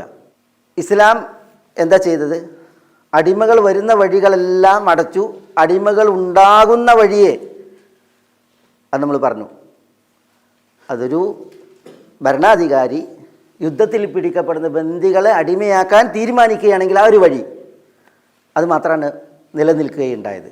അങ്ങനെ അടിമകൾ ഉണ്ടായാൽ പിന്നെ അടിമകൾക്ക് പുറത്തു പോകാനുള്ള വഴികളെ ഇസ്ലാം ധാരാളമാക്കി തരപ്പെടുത്തി. പല വഴികൾ വരാനുണ്ടായിരുന്നു, അതൊക്കെ അടച്ചു. ഇസ്ലാം നേരെ കാര്യം തിരിക്കുകയാണ് ചെയ്തത്. വരാനുള്ള വഴികളെ പലതുണ്ടായിരുന്നു, അതിനൊക്കെ അടച്ചു. അന്ന് കാലങ്ങളിൽ പുറത്തു പോകാനുള്ള വഴികൾ അത് പരിമിതമായിരുന്നു, കുറവായിരുന്നു. ഇസ്ലാം പുറത്തു പോകാനുള്ള വഴികളെ പലതാക്കി, വൈവിധ്യമാക്കി. അതുകൊണ്ടാണ് നബി സല്ലല്ലാഹു അലൈഹി വസല്ലം തങ്ങളുടെ കാലം കഴിഞ്ഞ് ഇങ്ങോട്ട് അടിമകൾക്ക് യഥേഷ്ടം പുറത്തു പോകാനുള്ള വഴികൾ തരപ്പെടുത്തപ്പെട്ടതിനാൽ അടിമകളില്ലാത്ത നാളുകൾ പുലരുകയുണ്ടായത്. അടിമകൾ ഉടമകളായി പരിലസിക്കുന്ന സാഹചര്യങ്ങൾ പലത് വരികയുണ്ടായത്. ഇൻഷാ അല്ലാഹ് നമുക്കതിൻ്റെയൊക്കെ ചരിത്രങ്ങൾ ഈ ഒരു തുടർച്ചയിൽ പഠിച്ചു പോകാം.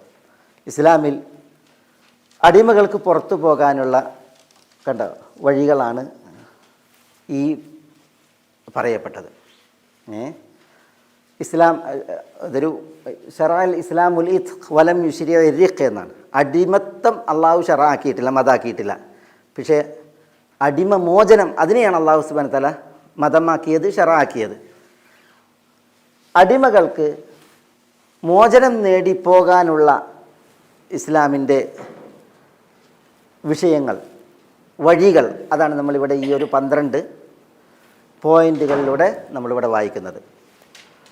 അതിൽ ഒന്ന് അൽ മുഖാതബ, മറ്റൊന്ന് അത്തദ്ബീർ, പിന്നെ അൽ റിഖാബ്, പിന്നെ അൽ കഫാറാത്ത്, പിന്നെ അന്നുദൂർ, പിന്നെ അൽ ഇസ്തീലാദ്, പിന്നെ ഇത് അത്തംസീൽ വികൃതമാക്കൽ, അതേപോലെ തന്നെ റഹിം രക്തബന്ധം, പിന്നെ അത്തബീദ് ഭാഗികമായി മോചിക്കപ്പെടൽ, പിന്നെ ഈ സു താമുൽ പെരുമാറ്റ ദൂഷ്യത്താൽ, പിന്നെ ലിൽബിർ പുണ്യം നേടാൻ, പിന്നെ അവസാനം കളി കാര്യമാകുമ്പോൾ അത് നമുക്ക് ഇൻഷാ അല്ലാഹ് ഇതൊക്കെ ഓരോന്നും ഇവിടെ നമ്മൾ പ്രത്യേകം പഠിച്ചു പോകേണ്ട പോയിന്റുകളാണ്. ഇൻഷാ അല്ലാഹ് നമുക്കതാണ് ഇവിടെ ഈ തുടർച്ചയിൽ ഇനി പഠിക്കാനുള്ളത്. ഇതിൽ നമ്മൾ മനസ്സിലാക്കേണ്ടത് ഈ 12 വഴികൾ ഇതൊക്കെ ഇതെന്താ?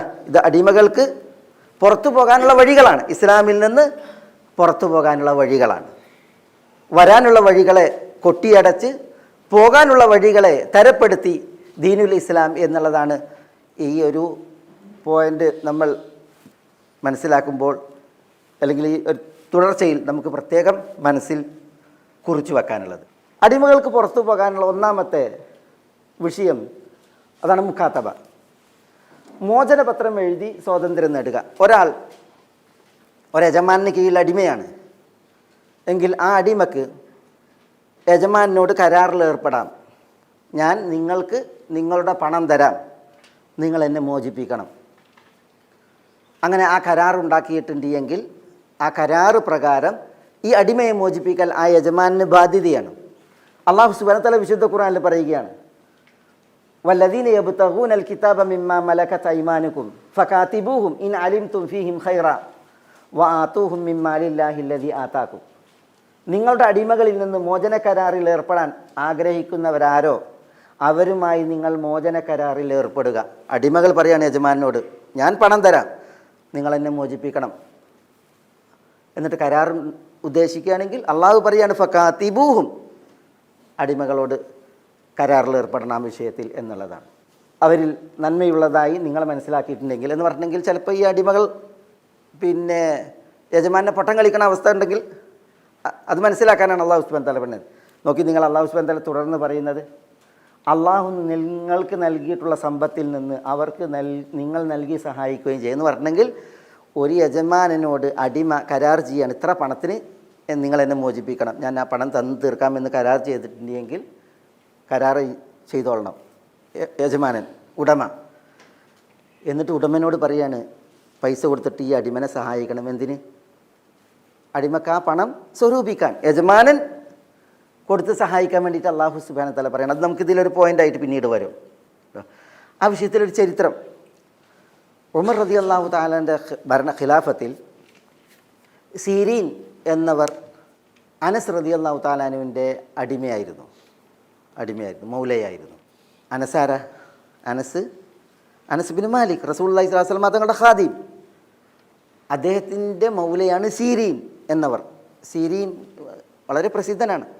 അദ്ദേഹത്തിൻ്റെ മക്കളാണ് മുഹമ്മദ് ബിൻ സീരീൻ, അതേപോലെ തന്നെ ഹഫ്സ ബിൻ സീരീൻ, താബിയത്തുകളിൽ പ്രധാനിയായ. അപ്പോൾ ഈ സീരീൻ അദ്ദേഹം അനസ് റളിയല്ലാഹു തആലയോട് എന്ത് ചെയ്തു? ഞാൻ നിങ്ങളുമായി മോചന കരാറിൽ ഏർപ്പെടാൻ തയ്യാറാണ് എന്ന് പറയാണ്. കണ്ട, അതാണ് അന്ന സീരീൻ സഅല അനസൻ അൽ മുകാതബ വകാന കസീർ അൽ മാൽ ഫഅബ. സീരീൻ കുറേ സമ്പത്തുണ്ടായിരുന്നു, അടിമയാണ്, പക്ഷേ വലിയ സമ്പന്നനായിരുന്നു സീരീൻ. കാരണം അടിമയായി തന്നെ എന്ത് ചെയ്യാം? അദ്ദേഹത്തിന് സമ്പാദിക്കാം, സ്വരൂപിക്കാം. അത് ഇസ്ലാം വകവെക്കുന്ന അവകാശമാണ്. അപ്പം യജമാനൻ അനസിനോട് പറയാണ് റളിയല്ലാഹു തആലയോട്, നിങ്ങളെന്നെ പിന്നെ മോചിപ്പിക്കാൻ എനിക്ക് മോചനം തരാൻ സഹായിക്കണം, ഞാൻ നിങ്ങളുമായി മുക്കാത്തബത്ത് ഒരുങ്ങാണെന്ന് പറയാണ്. അപ്പോൾ അനസ് വിസമ്മതിച്ചു, യജമാനൻ അനസ് റളിയല്ലാഹു അൻഹു വിസമ്മതിച്ചു. അപ്പോൾ ഉമറിൻ്റെ ഭരണമാണ്. സീരീൻ ഉമർ റളിയല്ലാഹു തആലാൻ്റെ അടുക്കൽ ചെന്ന് എന്നിട്ട് വിഷയം പറഞ്ഞു. അനസ് സമ്മതിക്കണില്ല എന്ന് പറയണം. അപ്പോൾ ഉമർ റളിയല്ലാഹു അൻഹു പറയാണ് അനസിനോട്, താങ്കൾ സീരീനുമായി മോചന കരാറിൽ ഏർപ്പെടുക. അപ്പോൾ അനസ് വീണ്ടും വിസമ്മതിച്ച്. അപ്പോൾ ഉമർ തൻ്റെ വടിയെടുത്ത് അനസിനെ തല്ലി. ഉമർ ഖലീഫയാണ്, അനസിനെ തല്ലി. എന്നിട്ട് ഉമർ ആയത്ത് ഓതി കൊടുത്തു. നമ്മൾ നേരത്തെ കൊടുത്ത ആയത്തുണ്ടല്ലോ, അവരുമായി നിങ്ങൾ മോചന കരാറിൽ ഏർപ്പെടുക, അവരിൽ നന്മയുള്ളതായി നിങ്ങൾ മനസ്സിലാക്കിയിട്ടുണ്ടെങ്കിൽ ഫഖാതിബൂഹും ഇൻ അലിംതും ഫീഹിം ഖൈറ എന്നുള്ള ആയത്ത് ഉമർ അനസിന് ഓതി കൊടുത്തു എന്നാണ്. അടിമ പറയാണ് എനിക്ക് മോചന കരാറിൽ അങ്ങയുമായി ഏർപ്പെടണമെന്ന് പറഞ്ഞിട്ടുണ്ടെങ്കിൽ അത് അള്ളാഹു കൽപ്പിച്ചതാണ്. അടിമ അത് പറഞ്ഞിട്ടും ഉടമ അനസ് റളിയല്ലാഹു തആലയെ വിസമ്മതിച്ചപ്പോൾ വടിയെടുത്ത് ഉമർ അനസ് റളിയല്ലാഹു അൻഹുമ അടിക്കുകയുണ്ടായി എന്നാണ് അവിടെ ചരിത്രം. അപ്പോൾ ഈ ഒരു വിഷയം നോക്കൂ നിങ്ങൾ, മുഖാത്തമ. പിന്നെ ഒരു ചരിത്രമാണിത്. ഈ അൽ ഫുറാഫിസ ഇബ്നു ഉമൈർ അൽ ഹനഫി എന്ന് പറയുന്ന വ്യക്തി, ഇദ്ദേഹം പിന്നെ അമവികളുടെ കാലം എന്ന് പറഞ്ഞാൽ സഹാബികളൊക്കെ ജീവിച്ചിരിക്കുന്ന കാലമാണ്. ഈ ഫുറാഫിസക്ക് ഒരടിമ ഉണ്ടായിരുന്നു. അദ്ദേഹം എന്ത് ചെയ്ത് പിന്നെ യജമാനോട് ഈ ഫുറാസിഫ എന്നോട് കരാറിൽ ഏർപ്പെട്ട് എങ്ങനെ പൈസ സ്വരൂപിച്ചിട്ട് ഞാൻ പൈസ തരാം, നിങ്ങളെന്നെ മോചിപ്പിക്കണം എന്ന് പറഞ്ഞു. അപ്പോൾ ഫുറാഫിസ അനസിൻ്റെ റളിയല്ലാഹു ചരിത്രം പറഞ്ഞതുപോലെ തന്നെ വിസമ്മതിച്ച് കൂട്ടാക്കിയില്ല. അപ്പോൾ അന്നത്തെ മദീന ഗവർണറായിരുന്നു അൽ മർവാൻ ബിൻ അൽ ഹക്കം.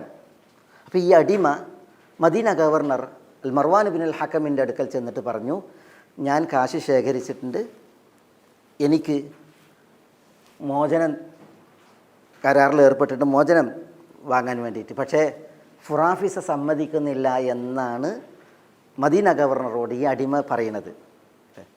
അപ്പോൾ എന്താ പറഞ്ഞത്? മർവാൻ ഫുറാഫിസയെ വിളിച്ച് എന്നിട്ട് അടിമനെ ചൂണ്ടിയിട്ട് പറഞ്ഞ്, അടിമ കാശ് തരാമെന്ന് പറയുന്നുണ്ട്, നിങ്ങളെന്താ മോചനം കൊടുക്കാത്തത്, കരാറിലെന്താ ഏർപ്പെട്ടിട്ട് മോചനം കൊടുക്കാത്തതെന്ന് പറയുന്നത്.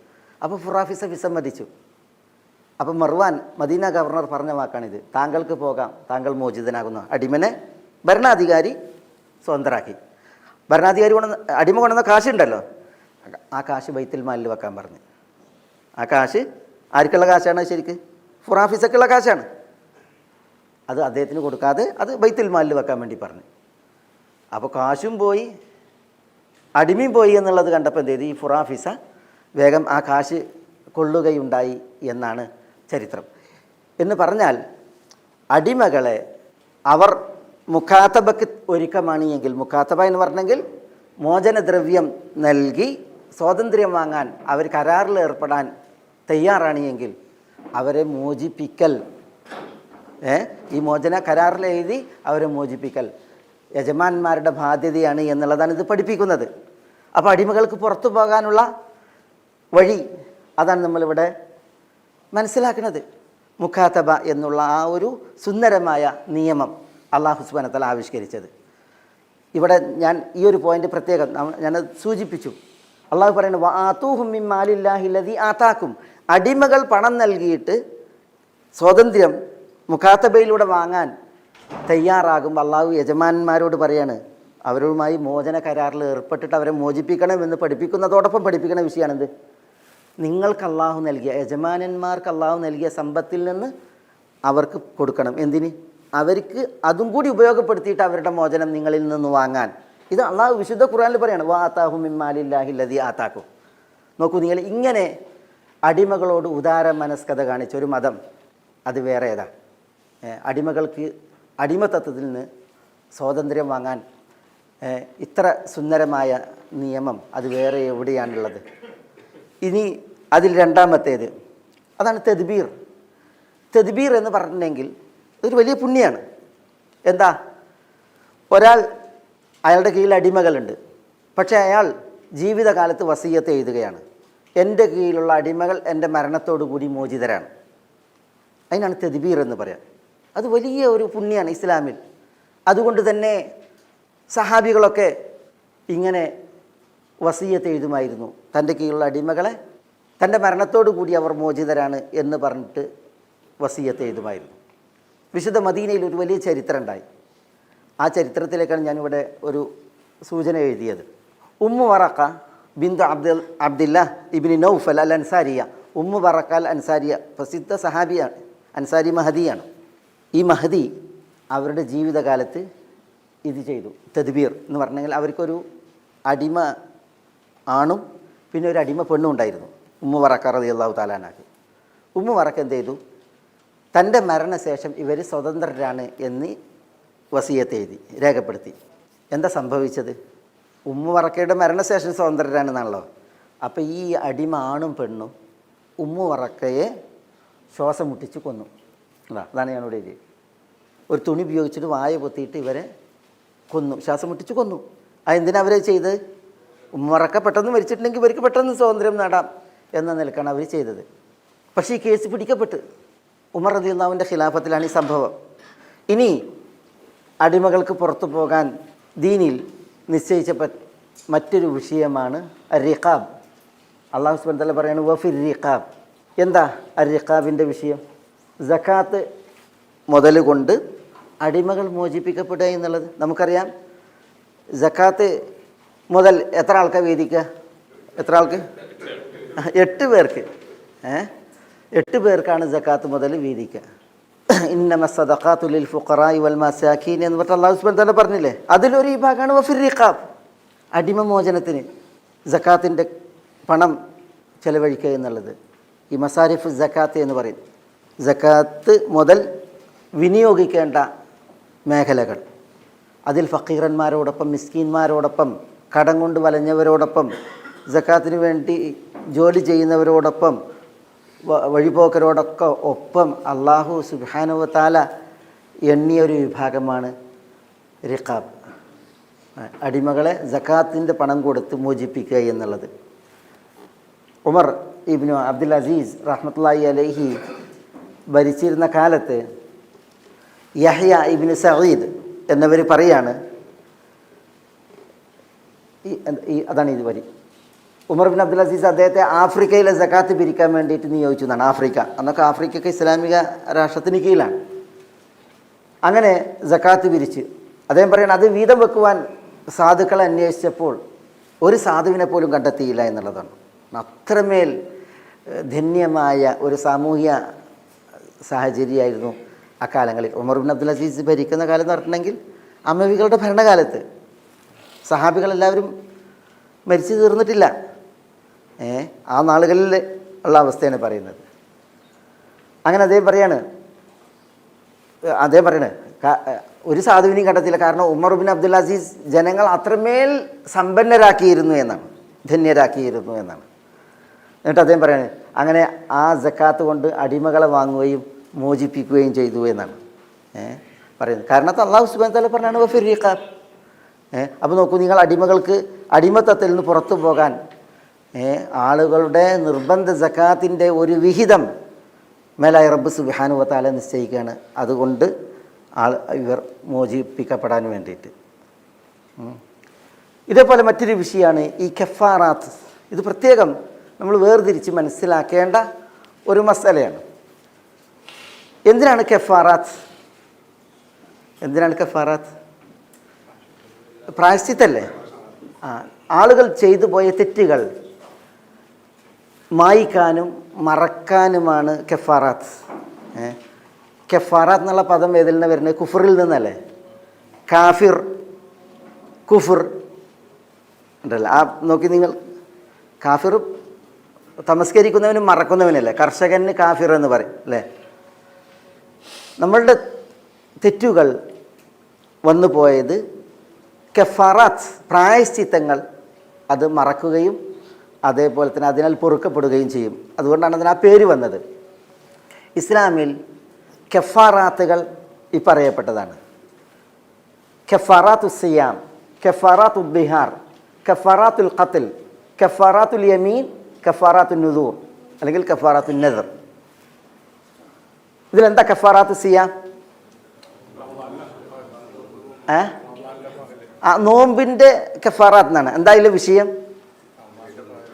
നോമ്പുകാരായിരിക്കെ വിശുദ്ധ റമദാൻ മാസത്തിൻ്റെ പകലിൽ ചെയ്യുന്ന തെറ്റിനുള്ള പ്രായശ്ചിത്തം, അതാണ് കഫാറാത്ത് സിയാം.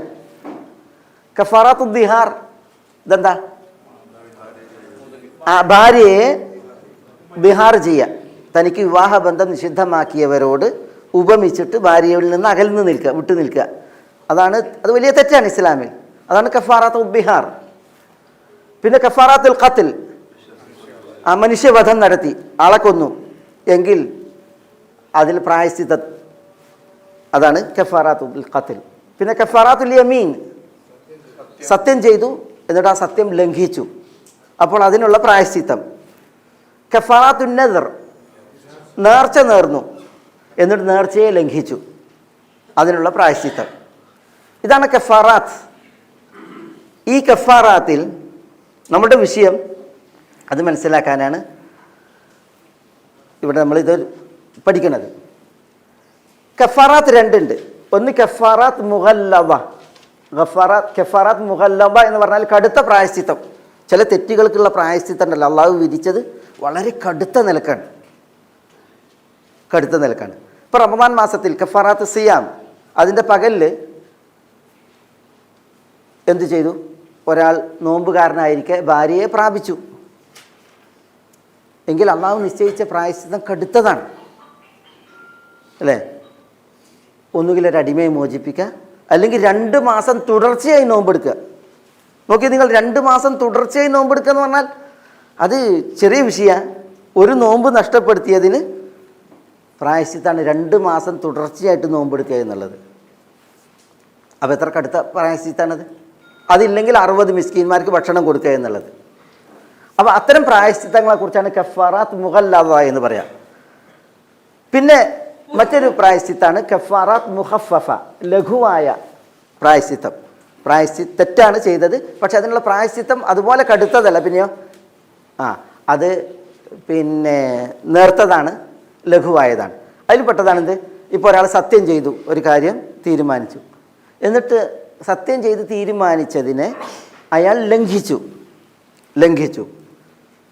എങ്കിൽ അതിനുള്ള പ്രായശ്ചിത്തം അത് കടുത്ത പ്രായശ്ചിത്തമല്ല. പിന്നെയോ ഇതാണ്ട 10 മിസ്കീന്മാർക്ക് ഭക്ഷണം നൽകുക, അല്ലെങ്കിൽ 10 മിസ്കീന്മാർക്ക് വസ്ത്രം നൽകുക, അല്ലെങ്കിൽ ഒരു അടിമയെ മോചിപ്പിക്കുക. ഇത് 3 തരപ്പെട്ടില്ല എങ്കിൽ 3 ദിവസം നോമ്പെടുക്കുക.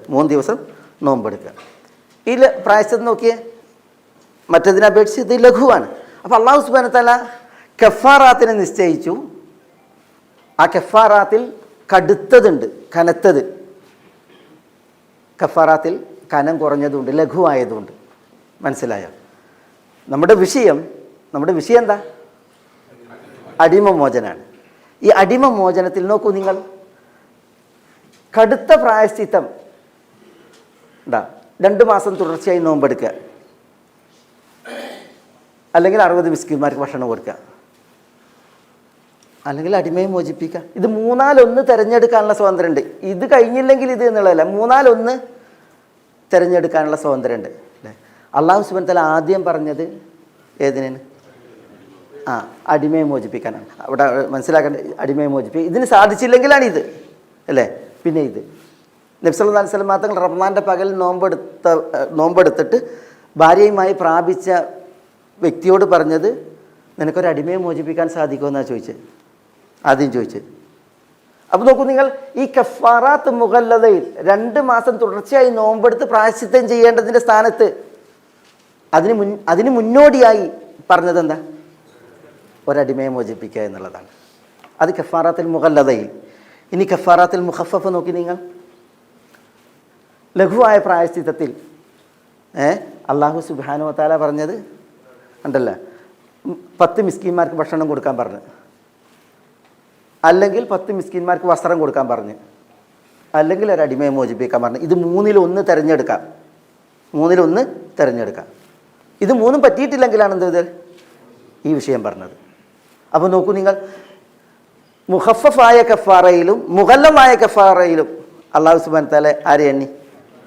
അടിമയെ മോചിപ്പിക്കുന്ന വിഷയം എണ്ണി. അപ്പോൾ നോക്കൂ നിങ്ങൾ, ഒരു അടിമ സ്വാതന്ത്ര്യം നേടി പുറത്തുപോയി സ്വതന്ത്രമായി ജീവിക്കണം എന്നുള്ള അള്ളാഹുവിൻ്റെ ഉത്കടമായ ഉദ്ദേശമാണ്, ദീനിൻ്റെ നിശ്ചയമാണ് ഇത്തരം ഈ കഫാറകൾ അത് നമ്മളെ അറിയിക്കുന്നത് എന്നുള്ളതാണ്. അതുകൊണ്ട് തന്നെ നമ്മൾ ചരിത്രം വായിക്കുമ്പോൾ ചിലർ, ഇപ്പം ആയിഷ റളിയല്ലാഹു തആല അൻഹ ഒരു ശപഥം ചെയ്യുന്നുണ്ട്. അബ്ദുല്ലാഹി ഇബ്നു സുബൈർ എന്ന് പറഞ്ഞിട്ടുണ്ടെങ്കിൽ പിന്നെ ആരാ? ആയിഷയും അബ്ദുല്ലാഹി ഇബ്നു സുബൈറും തമ്മിലുള്ള ബന്ധം എന്താ? ആരാ പറയാ? ആയിഷ റളിയല്ലാഹു തആല അൻഹയും അബ്ദുല്ലാഹി ഇബ്നു സുബൈറും തമ്മിലുള്ള ബന്ധം അസ്മാ റളിയല്ലാഹു തആല അൻഹയുടെ മകനാണ്. അസ്മാ സുബൈർ ദമ്പതികളുടെ മകനാണ് അബ്ദുള്ള. ഈ അബ്ദുള്ള ആയിഷ റളിയല്ലാഹു തആല അൻഹയെ സംബന്ധിച്ചിടത്തോളം സഹോദരി പുത്രനാണ്. ആയിഷ റളിയല്ലാഹു തആല അൻഹ ഉമ്മു അബ്ദില്ല എന്നാണ് വിളിക്കപ്പെടുന്നത്. ഉമ്മു അബ്ദില്ല എന്ന് ആയിഷ റളിയല്ലാഹു അൻഹ വിളിക്കാൻ കാരണം എന്താ? ഈ കുട്ടിയാണ് അബ്ദുല്ലാഹി ഇബ്നു സുബൈർ. ഈ അബ്ദുള്ള ആയിഷ അവർ തമ്മിലുള്ള ബന്ധമാണത്. പക്ഷെ ഒരു ദിവസം ആയിഷ റളിയല്ലാഹു തആല അൻഹ കയ്യും മെയ്യും മറന്ന് സദഖ ചെയ്യുമായിരുന്നു. എന്ത് ആളുകൾ കൊടുത്താലും ആയിഷ റളിയല്ലാഹു തആല അൻഹയ്ക്ക് എല്ലാവരും ഉണ്ടല്ലോ സമ്മാനിക്കും. പിന്നെ ശാസ്ത്രമാതങ്ങളുടെ വസിയത്തുമല്ലേ, തിരുനബിയുടെ വിയോഗശേഷം അവിടുത്തെ ഭാര്യമാരാരെ നോക്കേണ്ടത്? പിന്നെ മുസ്ലിമീങ്ങളല്ലേ. അതുകൊണ്ടാണ് പിന്നെ ഒരിക്കൽ അബ്ദുറഹ്മാൻ ഇബ്നു ഔഫ് റളിയല്ലാഹു അൻഹു 60,000 പണത്തിന് അദ്ദേഹത്തിൻ്റെ ഒരു വീട് വിറ്റ് ദിർഹമാ ദീനാർ അറിയില്ല, അദ്ദേഹത്തിൻ്റെ ഒരു വീട് വിറ്റ് ആ 60,000 ദിർഹമായിട്ട് ആയിഷ റളിയല്ലാഹുവിൻ്റെ അടുക്കലേക്ക് വന്നു. അബ്ദുറഹ്മാൻ ഇബ്നു ഔഫ് റളിയല്ലാഹു അൻഹു ആയിഷ റളിയല്ലാഹു അൻഹു കൊടുക്കുകയാണ്. അപ്പോൾ ആയിഷ റളിയല്ലാഹു തആല തന്നെ പറയാണ്, റസൂലുള്ളാഹി സ്വല്ലല്ലാഹു അലൈഹി വസല്ലം തങ്ങൾ പറഞ്ഞിട്ടുണ്ട്, ലാ യഹ്നു അലൈകുന്ന ഇല്ല സാബിറൂൻ. നിങ്ങൾ റസൂലുള്ളാഹിൻ്റെ ഭാര്യമാർ നിങ്ങളോട് ആർദ്രവമായി അലിവിൽ പെരുമാറുകയില്ല ഇല്ല സാബിറൂൻ, ക്ഷമാലുക്കളല്ലാതെ. എന്നിട്ട് ആയിഷ റളിയല്ലാഹു അൻഹ പറയാണ്, സഖല്ലാഹു അബ്ദുറഹ്മാൻ ബിൻ ഔഫിൻ മിൻ സൽസബീലിൽ ജന്ന. അബ്ദുറഹ്മാൻ ബിൻ ഔഫിനെ അല്ലാഹു സുബ്ഹാനഹു വ തആല സ്വർഗത്തിൻ്റെ സൽസബീലിൽ നിന്ന് കുടിപ്പിക്കട്ടെ എന്ന് ദുആ ചെയ്തു എന്നാണ്. എന്ന് പറഞ്ഞിട്ടുണ്ടെങ്കിൽ ഞാൻ പറഞ്ഞതിൽ റസൂലുള്ളാഹി സ്വല്ലല്ലാഹു അലൈഹി വസല്ലം തങ്ങളുടെ ഭാര്യമാരെ പിന്നെ പരിഗണിക്കുക എന്നുള്ളത് വിശ്വാസികളുടെ ബാധ്യതയല്ലേ. ഇങ്ങനെ ആയിഷ റളിയല്ലാഹു തആല അൻഹയ്ക്ക് പലരും എന്ത് ചെയ്യും? കൊണ്ടുവന്ന് സമ്മാനിക്കും. ഇതൊക്കെയും ആയിഷ റളിയല്ലാഹു തആല അൻഹ ചെലവഴിക്കും. ക്ഷണം മാത്രമേ ചെലവഴിക്കും. ചിലപ്പോൾ ആയിഷ റളിയല്ലാഹു തആല അൻഹയുടെ ഒരു ഖാദിമത്തായിരുന്നു, ജാരിയത്തായിരുന്നു, മൗലാത്തായിരുന്നു ബരീറ പറയാണ്, നോമ്പ് ആയിരിക്കും, നോമ്പിൻ്റെ പകലിൽ കിട്ടുന്നത് നോമ്പിറക്കുമ്പോഴത്തേക്ക് അവർ ചിലവഴിക്കും. നോമ്പിറക്കാൻ നേരത്തെ ഒന്നും ഉണ്ടാവില്ല. അപ്പോൾ ബരീറ പറയും, വല്ലതും എടുത്ത് വെച്ചിരുന്നെങ്കിൽ എത്ര കിട്ടി, വല്ലതും എടുത്ത് വെച്ചിരുന്നെങ്കിൽ നോമ്പിറക്കുമ്പോഴൊക്കെ നമുക്ക് എന്തെങ്കിലും വാങ്ങിക്കൂടായിരുന്നോ? അപ്പോൾ പറയും, നീ എന്നെ ലൗ ദക്കർത്തീനി ലഫഅൽത്ത്, ആ ചിലവഴിക്കുമ്പോൾ നീ എന്നെ ഓർമ്മിപ്പിച്ചിരുന്നുവെങ്കിൽ ഞാനത് ചെയ്യുമായിരുന്നു എന്ന് ആയിഷ റളിയല്ലാഹു അൻഹ പറയുമായിരുന്നു. അങ്ങനെ ചിലവഴിക്കായിരുന്നു. ഏതായാലും ഒരു ദിവസം ഇങ്ങനെ കിട്ടുന്നതൊക്കെ ചിലവഴിക്കുന്നത് കണ്ടപ്പോൾ ഈ അബ്ദുല്ലാഹി ഇബ്നു സുബൈർ പറഞ്ഞ് ആയിഷയെ ഹജർ ചെയ്യണം. ഹജർ ചെയ്യാന്ന് പറഞ്ഞെങ്കിൽ ഹജറായിരിക്കാം അവിവേകത്തിൽ ചിലവഴിക്കുമല്ലോ. കുട്ടികൾക്കൊക്കെ പൈസ ഇട്ടിട്ടുണ്ടെങ്കിൽ എന്ത് ചെയ്യും, പിന്നെ വേണ്ടാത്ത രീതിയിൽ ചിലവഴിക്കൂലേ, അങ്ങോട്ടും ഇങ്ങോട്ടൊക്കെ ചിലവഴിക്കും. അപ്പോൾ അങ്ങനെ ചിലവഴിക്കുന്നവരുടെ വിഷയത്തിലാണ് ഹജർ. അവർക്ക് പൈസ കൊടുക്കാൻ പാടില്ല, അവരുടെ പൈസ എടുത്തു വെക്കണം, അവർ പിന്നെ അത് ദുർവ്യയം ചെയ്യാതിരിക്കാൻ വേണ്ടിയിട്ട്. ഇത് പിന്നെ വിവേകമില്ലാത്തവർ, കുട്ടികൾ, അവരുടെയൊക്കെ വിഷയത്തിലാണത് ഹജർ. ഇത് ആയിഷയുടെ നേരെ ചെയ്യണം എന്നാണ് ആര് പറഞ്ഞത്? അബ്ദുല്ലാഹി ഇബ്നു സുബൈർ പറഞ്ഞത്. അത് ആയിഷ റളിയല്ലാഹു തആലാനെ കേട്ടപ്പോൾ അവർ പറഞ്ഞു, വല്ലാഹി ലാ ഉകല്ലിമുഹു അബദൻ ലില്ലാഹി അലയ്യ നദ്റുൻ അല്ലാ ഉകല്ലിമുഹു അബദൻ. സത്യം ചെയ്ത ആയിഷ റളിയല്ലാഹു അൻഹ, ഒരിക്കലും ഞാൻ അബ്ദുള്ളയോട് സംസാരിക്കില്ല എന്നാണ്. അത് ആയിഷ റളിയല്ലാഹു തആല അൻഹ തന്നോട് സംസാരിക്കില്ല എന്ന് പറഞ്ഞാൽ അവർ ആണയിട്ട് അബദൻ എന്ന് പറഞ്ഞിട്ടാണ് പറഞ്ഞത്. ഏതായാലും അത് അബ്ദുല്ലാഹി ഇബ്നു സുബൈറിൻ്റെ ജീവിതത്തിൽ വലിയ വിഷയമായി. അദ്ദേഹം സങ്കീർണമായ പ്രശ്നത്തിലായി, വിഷമത്തിലായി. ആയിഷ റളിയല്ലാഹു അൻഹ ഒരിക്കലും കൂട്ടാക്കിയില്ല. ആര് തന്നെ പറഞ്ഞാലും അവർ പറഞ്ഞു, ഞാൻ സത്യം ചെയ്തിട്ടുണ്ട്, നേർച്ച നേർന്നിട്ടുണ്ട്, ഞാനത് ലംഘിക്കൂല എന്ന് പറഞ്ഞു. അവസാനം ആയിഷ റളിയല്ലാഹു തആലയ്ക്ക് റസൂലുള്ളാഹി സ്വല്ലല്ലാഹു അലൈഹി വസല്ലം തങ്ങളുടെ കുടുംബമായിട്ട് ഭയങ്കര ഒരു ബന്ധമായിരുന്നു, ഒരു ഇഷ്ടമായിരുന്നു. അങ്ങനെ ഈ മിസ്വർ ബിനു മഖ്റമ, അതേപോലെ തന്നെ അബ്ദുറഹ്മാൻ ബിനുൽ അസ്വദ്, നബി റസൂലുള്ളാഹിൻ്റെ ഉമ്മൻ്റെ കുടുംബക്കാരാണ് ഇവരെ കൂട്ടിയിട്ട് പിന്നെ അബ്ദുല്ലാഹി ഇബ്നു സുബൈർ ആയിഷ റളിയല്ലാഹു തആല അൻഹയുടെ അടുക്കലേക്ക് പോയിട്ട് പിന്നെ എന്ത് ചെയ്തു, പിന്നെ ഇവരെ മുൻനിർത്തിയിട്ട് അബ്ദുല്ലാഹി ഇബ്നു സുബൈർ ആയിഷ റളിയല്ലാഹുവിൻ്റെ അടുക്കലേക്ക് കയറിയിട്ട് പിന്നെ സംസാരം തുടർന്നൊരു വിഷയമുണ്ട്. അത് അതിൽ വിഷയതാണ്. ആയിഷ റളിയല്ലാഹു തആല അൻഹ സത്യം ചെയ്താണല്ലോ. ആ സത്യം ചെയ്തതിന് പിന്നെ പ്രായശ്ചിത്തം കൊടുത്തത് ആയിഷ റളിയല്ലാഹു തആല അൻഹ എന്ത് ചെയ്തു, ഒരടിമയെ മോചിപ്പിച്ചു.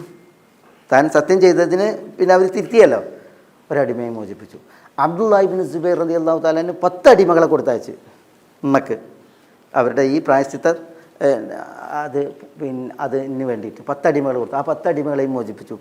ചരിത്രം പറയുന്നത് താൻ സത്യം ചെയ്ത് ലംഘിക്കേണ്ടി വന്ന ഈ ഒരു വിഷയത്തിൽ ആയിഷ റളിയല്ലാഹു തആല അൻഹ 40 അടിമകളെ വരെ മോചിപ്പിച്ചു എന്നാണ്. 40 അടിമകളെ പിന്നീടൊക്കെ അടിമകളെ വാങ്ങിയിട്ട് അവർ മോചിപ്പിച്ചു എന്നാണ്. അതാണ് ഈ കഫാറാത്തിൻ്റെ വിഷയം.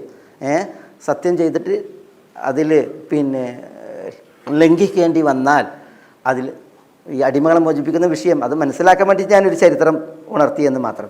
ഏതായാലും ഇവിടെ കഫാറാത്ത് കടുത്തതുണ്ട്, അതിൽ ഒരടിമനെ മോചിപ്പിച്ചാൽ മതി. കഫാറാത്ത് കടുപ്പമില്ലാത്തതുണ്ട്, അതിലും ഒരടിമയെ മോചിപ്പിച്ചാൽ മതി. അല്ലാഹു സുബ്ഹാനഹു വ തആല ഇങ്ങനെ രണ്ടിനും ഇത് ശറഅാക്കി. നോക്കൂ നിങ്ങൾ, 60 ദിവസം തുടർച്ചയായി നോമ്പെടുക്കുന്നതിന് പകരം ഒരടിമയെ കൊടുക്കുക എന്ന് പറഞ്ഞാൽ, അതേപോലെ തന്നെ ലഘുവായ കഫാറയിൽ അടിമയെ കൊടുക്കുക എന്ന് പറഞ്ഞിട്ടുണ്ടെങ്കിൽ അല്ലാഹു സുബ്ഹാനഹു വ തആല അടിമകൾ സ്വതന്ത്രരാകുന്ന വിഷയത്തിൽ എത്ര പിന്നെ ഒരു ഉദാര മനസ്കഥയിലാണ് എന്നുള്ളതാണ് ഇവിടെ നമ്മൾ ഈ വായിക്കാനുള്ളത്, മനസ്സിലാക്കാനുള്ളത്. അതേപോലെയാണ് ഈ നദറിൻ്റെ വിഷയം, നേർച്ചകൾ. സത്യം ചെയ്തത് ലംഘിച്ചാൽ കഫാറാത്തു നദർ, കഫാറാത്തു യമീൻ, നേർച്ച നേർന്നത് ഒരാൾ ലംഘിച്ചു എങ്കിലും നബി സല്ലല്ലാഹു അലൈഹി വസല്ലം തങ്ങൾ പറയാണ് രണ്ടിനും എന്താ, സത്യം ചെയ്തതിൽ ലംഘിച്ചതിൻ്റെ അതേ പ്രായശ്ചിത്ത. നേർച്ചയുടെ എന്ന് പറഞ്ഞാൽ അത് നിറവേറ്റാത്തതിൻ്റെ പേരിലുള്ള പ്രായശ്ചിത്തം സത്യം ചെയ്തതിന് എതിര് പ്രവർത്തിച്ചാൽ ചെയ്യേണ്ട പ്രായശ്ചിത്തം തന്നെയാകുന്നു എന്നാണ് നബി സല്ലല്ലാഹു അലൈഹി വസല്ലം തങ്ങൾ പറഞ്ഞത്. സഹിഹായ ഹദീസാണ്. കഫാറത്തു നദർ കഫാറത്തു യമീൻ എന്ന് പറഞ്ഞാൽ, അപ്പോൾ നമ്മൾ പറഞ്ഞു ആയിഷ റളിയല്ലാഹു തആല അൻഹ സത്യം ചെയ്തൊരു കാര്യം പറഞ്ഞു, പിന്നീട് അത് തിരുത്തേണ്ടി വന്നു. അപ്പോൾ എന്ത് ചെയ്തു? പ്രായശ്ചിത്തം കൊടുത്തല്ലോ. ഇതേപോലെയാണ് ഒരാൾ നേർച്ച നേർന്നു. എന്താ ഈ നേർച്ച? നേർച്ച പറഞ്ഞാൽ ഈ കൊണ്ടോട്ടി നേർച്ച, കൊടികുത്തി നേർച്ച അതല്ല. ഇസ്ലാമിലുള്ള നേർച്ച അനുവദനീയമായൊരു സംഗതി അല്ലെങ്കിൽ സുന്നത്തായൊരു സംഗതി ഒരാൾ തനിക്ക് നിർബന്ധമാക്കലാണ് നേർച്ച. ഇപ്പോൾ തിങ്കളാഴ്ച ദിവസം നോമ്പെടുക്കുക എന്നുള്ളത് എന്താണ്? സുന്നത്താണ് അല്ലേ? ഒരാൾ എന്ത് ചെയ്യാണ്, അടുത്ത തിങ്കളാഴ്ച ഞാൻ നോമ്പെടുക്കാൻ നേർച്ച നേർന്നു എന്ന് പറഞ്ഞതോടുകൂടി അയാൾക്ക് എന്തായി? ആ നോമ്പ് നിർബന്ധമായി. അല്ലെങ്കിൽ അനുവദനീയമായൊരു സംഗതി അതൊരാൾ തനിക്ക് നിർബന്ധമാക്കി, അതാണ് നേർച്ച. ഒരാൾ എന്ത് ചെയ്ത് ഇങ്ങനെ നേർച്ച നേർന്ന് അയാൾക്കത് ചെയ്യാൻ പറ്റിയില്ല. അപ്പോൾ അയാൾ എന്ത് ചെയ്യണം? അങ്ങനെ പറ്റിയിട്ടില്ലെങ്കിൽ അയാൾക്ക് അതിൽ നിന്ന് പിൻവാങ്ങാം, പക്ഷേ അയാൾ പ്രായശ്ചിത്തം ചെയ്യണം. പ്രായശ്ചിത്തം ചെയ്യണം. ആ പ്രായശ്ചിത്തം ഏതാ? നബി സല്ലല്ലാഹു അലൈഹി വസല്ലം തങ്ങൾ പറയാണ് സത്യം ചെയ്തത് ലംഘിച്ചാലുള്ള പ്രായശ്ചിത്താണ്.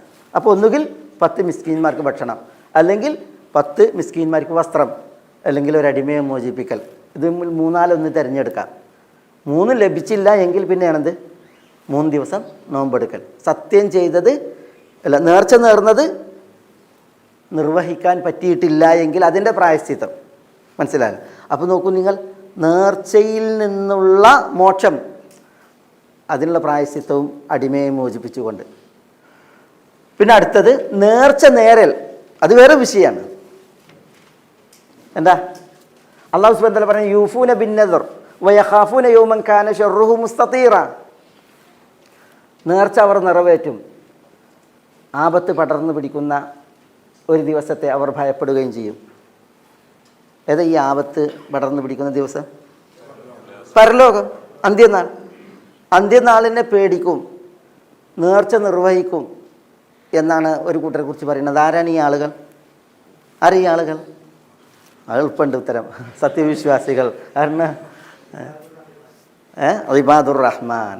മാഷാ. ഇന്നൽ അബ്റാറ യശ്റബൂന മിൻ കഅസിൻ കാന മിസാജുഹാ കാഫൂറ ഐനൻ യശ്റബു ബിഹാ ഇബാദുല്ലാഹി യുഫജ്ജിറൂനഹാ തഫ്ജീറ യൂഫൂന ബിന്നദർ വയഖാഫൂന യൗമൻ കാന ശർറുഹു മുസ്തതീറ. ഇന്നൽ അബ്റാർ, അബ്റാർ പുണ്യാളന്മാർ, സ്വർഗം അനന്തരമെടുത്ത് സ്വർഗീയ കാഫൂറിൽ നിന്ന് കുടിക്കുന്ന പുണ്യാളന്മാർ, അവർ ചെയ്ത പുണ്യപ്രവൃത്തികൾ എന്താണ്? അതിനെക്കുറിച്ചാണ് പറയുന്നത്. അവർ നേർച്ച നിറവേറ്റും, നേർച്ച ചെയ്തത് അവർ നിറവേറ്റും, പിന്നെ അവർ പരലോകത്തെ പേടിക്കുകയും ചെയ്യും. ഇതാണ് പറഞ്ഞത്. അപ്പോൾ ഈ നേർച്ചയിൽപ്പെട്ടതാണ് എന്ത്? ഈ അടിമമോചനം. ഒരാൾ നേർച്ച നേരുകയാണ്, ഇത്ര ഒരടിമയെ മോചിപ്പിക്കാൻ നേർച്ച നേർന്നു, അല്ലെങ്കിൽ 10 അടിമകളെ മോചിപ്പിക്കാൻ നേർച്ച നേർന്നു. അത് വലിയ പുണ്യമാണ്. അങ്ങനെ നേർച്ച നേർന്നിട്ടുണ്ടെങ്കിൽ എന്ത് ചെയ്യണം? അയാളത് നിർവഹിക്കണം, വീട്ടണം. അപ്പോൾ നേർച്ചകൾ ഇസ്ലാം നിശ്ചയിച്ച നിയമമാക്കിയ വിഷയമാണ്, പുണ്യമാണ്, ഇബാദത്താണ്. അടിമകളെ മോചിപ്പിച്ചുകൊണ്ടുള്ള നേർച്ചകൾ നേർച്ചകളുടെ ഗണത്തിൽ എണ്ണപ്പെടുന്നതാണ്. ഇതും അടിമകൾക്ക് പുറത്തിറങ്ങാൻ, ബന്ധനത്തിൽ നിന്ന് പുറത്തിറങ്ങാൻ ഇസ്ലാം നിശ്ചയിച്ച മറ്റൊരു വഴിയാണ്. ഇനി അടുത്തതാണ് ഈ ഇസ്തീലാദ്. സ്ത്രീകളായി ബന്ദികൾ വന്നാൽ അവരെ മിൽക്കി യമീനാക്കാൻ അള്ളാഹു സുബ്ഹാനഹു വ തആല കൽപ്പിച്ചു. മിൽക്കി യമീനാക്കാൻ എന്ത് ചെയ്യുക? ആരാണ് ഉടമപ്പെടുത്തിയത്? അയാൾ തൻ്റെ ഇണയായിട്ട് എന്ത് ചെയ്യുക? ആ സ്ത്രീയെ വെക്കാൻ പറഞ്ഞു. ഈ മിൽക്കി യമീൻ്റെ നമുക്ക് വിശദമായിട്ട് പഠിക്കാനുള്ള വിഷയമാണ്, വരും. അല്ലെങ്കിൽ ഈ അടിമയായി പിടിക്കപ്പെട്ട സ്ത്രീയെ സ്വതന്ത്രമാക്കിയിട്ട് കല്യാണം കഴിക്കാൻ പറഞ്ഞു. 2 നിലക്കൊരു സ്ത്രീയെ എന്ത് ചെയ്യുക? തൻ്റെ ഭാര്യയാക്കി വെക്കാം. ഒന്നുകിൽ ജിവാജ്, നിക്കാഹ്, വിവാഹത്തിലൂടെ, അല്ലെങ്കിൽ മിൽക്കി യമീനിലൂടെ. രണ്ടും അത് വേർതിരിച്ച് മനസ്സിലാക്കാൻ നമുക്ക് വഴിയേ വരും. എന്തിനാണ് അത് പറഞ്ഞത്? പുരുഷന്മാരായി ബന്ദികൾ വന്നിട്ടുണ്ടെങ്കിൽ അവരെ കൈകാര്യം ചെയ്യുന്നത് പോലെയല്ല സ്ത്രീകളെ ഉടനെ മിൽക്കി യമീനാക്കാനാണ് പ്രോത്സാഹിപ്പിച്ചത്. കാരണം എന്താ വെച്ചാൽ, ഒരാളുടെ മിൽക്കി യമീൻ അത് ഗർഭം ധരിച്ച് പ്രസവിക്കുന്നതോടുകൂടി പിന്നെന്തായി? ആ സ്ത്രീ സ്വതന്ത്രയായി. അതുകൊണ്ടാണ് മിൽക്കി യമീനാക്കാൻ, അല്ലെങ്കിൽ സ്വാതന്ത്ര്യം നൽകി വിവാഹം കഴിക്കാൻ വേണ്ടിയിട്ട് പ്രോത്സാഹനം വന്നത്. അടിമകളായി പിടിക്കപ്പെടുന്ന സ്ത്രീകളെ മിൽക്കി യമീനാക്കാൻ പറഞ്ഞു. മിൽക്കി യമീൻ എന്ന് പറഞ്ഞാൽ തൻ്റെ ഇണയാക്കിയിട്ട് തൻ്റെ കൂടെ വെക്കാൻ പറഞ്ഞു, തൻ്റെ ഭാര്യ എന്നോണം. പിന്നെ മറ്റൊരാൾക്ക് ആ സ്ത്രീയിൽ അവകാശമല്ല, മറ്റൊരാൾ ആ സ്ത്രീയെ നോക്കാൻ പാടുള്ളതല്ല. അതിന് നിയമങ്ങളുണ്ട്, പറയാം. എന്തിനാണത്? ഈ യജമാനിലൂടെ ഈ സ്ത്രീ ഗർഭം ധരിക്കുകയും പ്രസവിക്കുകയും ചെയ്താൽ പിന്നെ ആ സ്ത്രീ എന്താണ്? ഈ യജമാൻ്റെ മരണത്തോട് കൂട്ടിയിട്ട് സ്വതന്ത്രയാണ്. ഇവിടെ നോക്കി നിങ്ങൾ, ഉമർ റളിയല്ലാഹു തആല എന്ന് പറയാണ്, എന്താ പറഞ്ഞത്? ഉമ്മു വലദ് എന്ന് പറഞ്ഞാൽ വെള്ളാട്ടിയായ ഭാര്യ പ്രസവിച്ചാൽ അവൾ മോചിതയായി. നവജാത ശിശു ചാപ്പിള്ളയാണെങ്കിലും ശരി, പ്രസവിച്ചു, കുട്ടി മരിച്ചു, പക്ഷേ എന്നാലും ആ സ്ത്രീ ആരാണ്? സ്വതന്ത്രയാണ്. അതാണ് ഇസ്ലാമിൻ്റെ കാഴ്ചപ്പാട്. ഇവിടെ നോക്കി നിങ്ങൾ, പിന്നെ ഇബ്നു അബ്ബാസ് റളിയല്ലാഹു അൻഹു നബി സ്വല്ലല്ലാഹു അലൈഹി വസല്ലം തങ്ങൾ പറഞ്ഞതായിട്ട് പറയാണ്, ഏതൊരു വ്യക്തിയുടെ വെള്ളാട്ടിയാണോ അടിമ സ്ത്രീയാണോ പ്രസവിക്കുന്നത്, അവൾ അവൻ്റെ മരണത്തോടെ മോചിതയായി എന്നാണ്. ഒരു സ്ത്രീ ബന്ദിയായി പിടിക്കപ്പെട്ടു, യജമാനൻ അവളെ തൻ്റെ ഭാര്യയാക്കി ഉടമസ്ഥതയിൽ വെച്ചു. ആ സ്ത്രീ ഗർഭം ധരിച്ച് പ്രസവിച്ചാൽ അതോടുകൂടി എന്താണ്? ആ സ്ത്രീ സ്വതന്ത്രയാണ്. ഇദ്ദേഹത്തിൻ്റെ ജീവിതകാലിൽ പാതി സ്വതന്ത്രൻ, മരിക്കുന്നതോട് കൂടിയിട്ട് പിന്നെ പൂർണ്ണ സ്വതന്ത്ര എന്നുള്ളതാണ് അതിൻ്റെ വിഷയം. അതുകൊണ്ടാണ് ഈ ഒരു വിഷയം ഇസ്തീലാദ് എന്നാണ് ഇതിനെ പറയുക. അത് ഗർഭം ധരിക്കുക, എന്നിട്ട് പ്രസവിക്കുക. എന്തിന്? സ്ത്രീ സ്വാതന്ത്ര്യം നേടുന്നതിന് വേണ്ടി. ഈ സലാമ ബിന്ത് മാഖിൽ അൽ ഖൈസിയ എന്ന് പറയുന്ന സ്ത്രീ, അദ്ദേഹം ഹുബാബ് ഇബ്നു അംറിൻ്റെ വെള്ളാട്ടിയായിരുന്നു. ഹുബാബ് ഇബ്നു അംർ മരണപ്പെട്ട്, അപ്പോൾ ഹുബാബ് ബിൻ അംറിൻ്റെ ഭാര്യ ഈ സലാമയോട് പറയാണ്, യജമാനൻ മരിച്ചല്ലോ, ഇനി നാളെ നിങ്ങളുടെ ചെവി പിടിക്കപ്പെടും, എന്നിട്ട് നിങ്ങൾ വിൽക്കപ്പെടും എന്ന് പറയാണ്. ഈ ഹുബാബിൻ്റെ കടം വീടാനൊക്കെ വേണ്ടിയിട്ട് അടിമ സ്ത്രീയല്ല, അതിന് വിൽക്കുമെന്ന് പറയണം. അപ്പോൾ ഈ മഹദി എന്ത് ചെയ്ത് നബി സല്ലല്ലാഹു അലൈഹി വസല്ലം തങ്ങളുടെ അടുക്കലേക്ക് ഓടി. എന്നിട്ട് നബി സല്ലല്ലാഹു അലൈഹി വസല്ലം തങ്ങളോട് ഈ വിഷയം പറഞ്ഞപ്പോൾ ലാ തുബാ വ അമറ ബിഹാ ഫഉതിഖത് എന്നാണ്. അവൾ വിൽക്കപ്പെടാൻ പാടുള്ളതല്ല, അവളെ നബി സല്ലല്ലാഹു അലൈഹി വസല്ലം തങ്ങൾ മോചിപ്പിക്കാൻ വേണ്ടി കൽപ്പിക്കുകയും അത് മോചിപ്പിക്കപ്പെടുകയും ചെയ്തു എന്നാണ്. കാരണം എന്താ? ഈ സലാമ ബിൻത് മാഖൽ അൽ ഖുസാഇ അൽ ഖൈസിയ ഹുബാബിന് മുൻതിർനാൽ ഗർഭം ധരിക്കപ്പെടുകയും പ്രസവിക്കുകയും ചെയ്ത മഹദിയാണ്. അതുകൊണ്ട് തന്നെ യജമാനൻ മരിക്കുന്നതോട് കൂടിയിട്ട് ഈ സ്ത്രീ എന്താണ്? പൂർണ്ണ സ്വതന്ത്രയാണ്. പിന്നെ അവരെ അടിമയാക്കാൻ വെക്കാൻ പാടുള്ളതല്ല എന്നുള്ളതാണ് പഠിപ്പിക്കുന്നത്. അങ്ങനെ ഒരു മഹദിയെ വിൽക്കാൻ വേണ്ടിയ യജമാനത്തെ ഉദ്ദേശിച്ചപ്പോൾ നബി സല്ലല്ലാഹു അലൈഹി വസല്ലം തങ്ങൾ അതിനെ വിലക്കി അവർ സ്വതന്ത്രയാണ് എന്ന് നബി സല്ലല്ലാഹു അലൈഹി വസല്ലം തങ്ങൾ പ്രഖ്യാപിക്കുകയാണ് ചെയ്തത്. അതുകൊണ്ട് തന്നെ അതാണ് ഇവിടെ ഈ ഇസ്തിലാദ് കൊണ്ടുള്ള ഉദ്ദേശം എന്ന് പറഞ്ഞിട്ടുണ്ടെങ്കിൽ, ഈ ബന്ദികളായി പഠിക്കപ്പെടുന്ന സ്ത്രീകളെ യജമാനന്മാർ തങ്ങളുടെ ഇണകളാക്കുക. ഗർഭം ധരിച്ച് അവർ പ്രസവിക്കുന്നതോട് കൂടിയിട്ട് പിന്നെ അവരാരാകും? അവർ സ്വതന്ത്രരായിട്ട് മാറും എന്നുള്ളതാണ് അതിൻ്റെ കാരണം. അതിന് വലിയ പ്രോത്സാഹനമാണ് നമ്മുടെ ദീനിൽ. ഈ മിൽക്കി യമീനാക്കാൻ വലിയ പ്രോത്സാഹനമാണ് ദീനിൽ. കാരണം മിൽക്കി യമീൻ സ്വാതന്ത്ര്യം നേടാനുള്ള ഒരു വലിയ ചാൻസാണ്, അവസരമാണ്. അത് അല്ലാഹു സുബ്ഹാനഹു വ തആല സൃഷ്ടിക്കുകയാണ് ചെയ്യുന്നത്. ഇനിയൊരു വിഷയമാണ് തംസീൽ. ഇത് നബി സല്ലല്ലാഹു അലൈഹി വസല്ലം തങ്ങൾ പറഞ്ഞ ഒരു ഹദീസിൻ്റെ വെളിച്ചത്തിലാണ് നമ്മൾ ഈ ഒരു പോയിന്റ് ഇവിടെ എഴുതിയത്. മൻ മുസ്സില ബിഹി ഔ ഹുർരിഖ ബിന്നാർ ഫഹുവ ഹുർറുൻ വഹുവ മൗലല്ലാഹി വ റസൂലിഹി. ആരാണ് വികൃതമാക്കപ്പെട്ടത് അല്ലെങ്കിൽ തീ കൊണ്ട് ചൂട് വെക്കപ്പെട്ടത്, അവൻ സ്വതന്ത്രനാണ്, അവൻ അള്ളാഹുവിൻ്റെയും തിരുദൂതരുടെയും മൗലയായിരിക്കുമെന്നാണ്. എന്ന് പറഞ്ഞെങ്കിൽ ഈ മൗലയാകുക എന്നുള്ളത് വലാവുമായി ബന്ധപ്പെട്ടൊരു വിഷയമാണ്. ഒരാൾ സ്വതന്ത്രനാക്കിയിട്ടുണ്ടെങ്കിൽ തന്നെയും ആ സ്വതന്ത്രമാക്കപ്പെട്ടവനും ഉടമയും തമ്മിലൊരു ബന്ധം നിലനിൽക്കും. അത് കുടുംബ ബന്ധം പോലുള്ളൊരു ബന്ധമാണ്.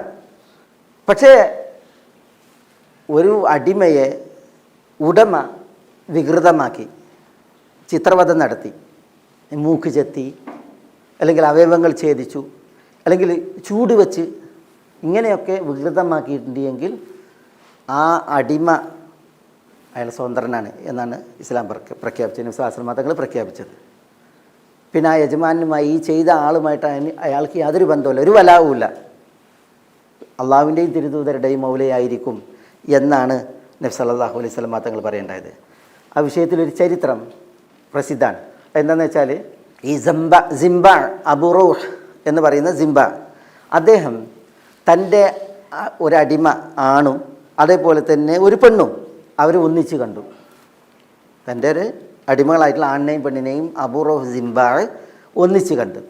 ഇത് കണ്ടപ്പോൾ ഈ അബൂ റോഹ് ഉണ്ടല്ലോ സിംബാൾ ദേഷ്യപ്പെടുകയും ഇവരുടെ മൂക്ക് ചെത്തി, ഈ അടിമകളുടെ മനസ്സിലായില്ലേ, അതേപോലെ തന്നെ ഈ അടിമയുടെ പിന്നെ ലൈംഗികാവയവും ചെത്തി, വലിയ ക്രൂരത ചെയ്തു. അപ്പോൾ ഇദ്ദേഹം നബി സല്ലല്ലാഹു അലൈഹി വസല്ലം തങ്ങളുടെ അടുക്കലേക്ക് ഓടി ഈ അടിമ. അപ്പോൾ ചോദിച്ചു, മം ഫഅല ഹാദാ ബിക്, ഇതാരാ ചെയ്തതെന്ന് ചോദിച്ചു. അപ്പോൾ പറഞ്ഞു സിംബാഹ് ചെയ്താണെന്ന് പറഞ്ഞു. അപ്പോൾ റസൂലുള്ളാഹി സ്വല്ലല്ലാഹു അലൈഹി വസല്ലം തങ്ങൾ സിംബാഹിനെ വിളിച്ചിട്ട് മാ ഹമലക അലാ ഹാദാ, ഇങ്ങനെ ചെയ്യാൻ നിന്നെ പ്രേരിപ്പിച്ചത് എന്തി എന്ന് അയാളെ വിചാരണ നടത്തി. അപ്പോൾ പറഞ്ഞു, റസൂലെ ഇങ്ങനെ ഞാൻ ആണിനി പെണ്ണിനി ഓരോരുത്തർ ദുരൂഹ സാഹചര്യത്തിൽ കണ്ടു, അതിനാൽ ദേഷ്യത്തിൽ ചെയ്താണെന്ന് പറഞ്ഞു. അപ്പോൾ റസൂലുള്ളാഹി സ്വല്ലല്ലാഹു അലൈഹി വസല്ലം തങ്ങൾ ആദ്യം ഇദ്ഹബ് അൻത ഹുർറുൻ, ഈ അടിമനെ റസൂൽ പറഞ്ഞു പോകാൻ പറഞ്ഞു, നിങ്ങൾ സ്വതന്ത്രനാണ് എന്ന് പറഞ്ഞു. അയാളെ മോചിപ്പിക്കണ്ടായി എന്നാണ് നബി സല്ലല്ലാഹു അലൈഹി വസല്ലം തങ്ങൾ. അപ്പോൾ അദ്ദേഹം ചോദിച്ചു എന്നാണ്, ഫമൗല മൻ അനയാ റസൂലല്ലാഹ്, റസൂലെ ഞാൻ മോചിതനായി, പക്ഷേ ഇനി ഞാൻ ആരുടെ മൗലയായിരിക്കും എന്ന് പറഞ്ഞാൽ എനിക്ക് ചേർത്ത് പറയാനൊരു കുടുംബം, ഒരു വ്യക്തി വേണമല്ലോ. സിംബാഹിനെ പിന്നെ നബി സല്ലല്ലാഹു അലൈഹി വസല്ലം തങ്ങൾ എന്ത് ചെയ്തു, ഒഴിവാക്കിയിട്ടാണ് സ്വാതന്ത്ര്യം നൽകിയത്.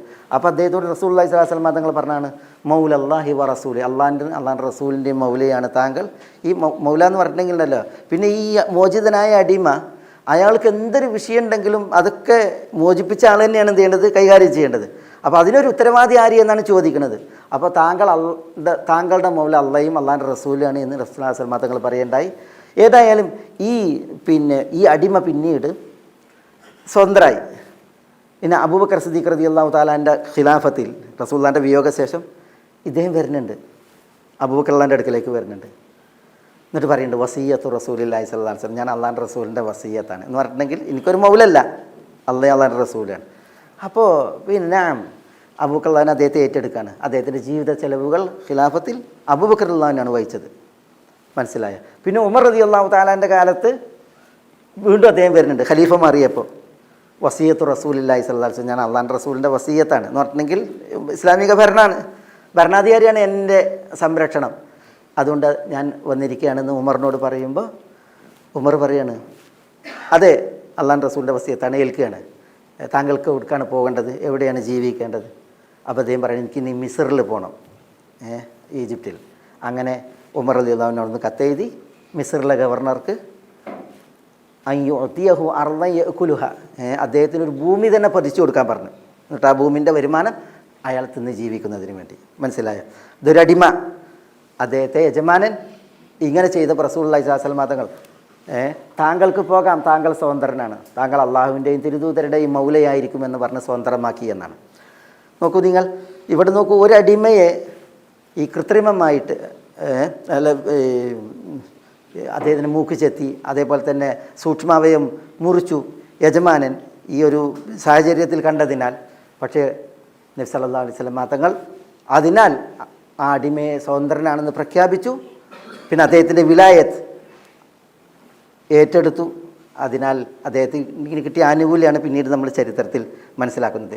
ഏതായാലും ഞാനിവിടെ ഇത് പറഞ്ഞത് ഇസ്ലാമിൽ അടിമക്ക് മോചനത്തിനുള്ള ഒരു മാർഗ്ഗമാണ് യജമാനൻ്റെ ചില ക്രൂരതകളുടെ വിഷയം ഇനി വരുന്നുണ്ട്. പക്ഷേ ഈ ക്രൂരത ഉണ്ടല്ലോ, ഈ വികൃതമാക്കുക, കൊത്തി നുറുക്കി ചെത്തി മുറിച്ച് വികൃതമാക്കുക എന്നുള്ളത് അത് തീർത്തും അയാൾ സ്വതന്ത്രരാകാനുള്ള ഒരു കാരണമാണ്. മാത്രമല്ല അയാൾക്ക് പിന്നീട് യാതൊരു ബന്ധവും ഈ അടിമയായിട്ടുണ്ടാവില്ല. അള്ളാഹുവും അള്ളാഹുവിൻ്റെ റസൂലും എന്ന് പറഞ്ഞാൽ ഇസ്ലാമിക രാഷ്ട്രം ഭരണാധികാരിയായിരിക്കും. പിന്നെ ഈ വികൃതമാക്കപ്പെട്ട മോചിതനായ അടിമയുടെ ഉത്തരവാദിത്തം എന്നാണ് ഇവിടെ നമ്മളുടെ ദീൻ പഠിപ്പിക്കുന്നത്. എത്ര സുന്ദരമായൊരു ആദർശമാണ് നമ്മുടെ ദീൻ. ഇനി നോക്കൂ നിങ്ങൾ അടുത്ത ഒരു വിഷയം, രക്തബന്ധം ഒരടിമയിൽ തെളിഞ്ഞാൽ പിന്നെ ആ അടിമ ഒരിക്കലും ഉടമയുടെ അടിമയല്ല. നബി സല്ലല്ലാഹു അലൈഹി വസല്ലം തങ്ങൾ പറയാണ്, രക്തമുള്ളവരെ വല്ലവരും അടിമയായി ഉടമപ്പെടുത്തിയാൽ ആ അടിമ സ്വതന്ത്രനാണ്. അതാണ് മൻ മലക ദാ റഹിമിൻ മുഹറമിൻ ഫഹുവ ഹുർറുൻ. അതായത് ഒരു യജമാനന് അയാളുടെ കീഴിലേക്ക് ഒരു അടിമ വരികയാണ്, പിന്നെയാണ് തെളിയുന്നത് ഈ അടിമ ഇയാളുമായി രക്തബന്ധമുള്ള ഒരാളാണ്.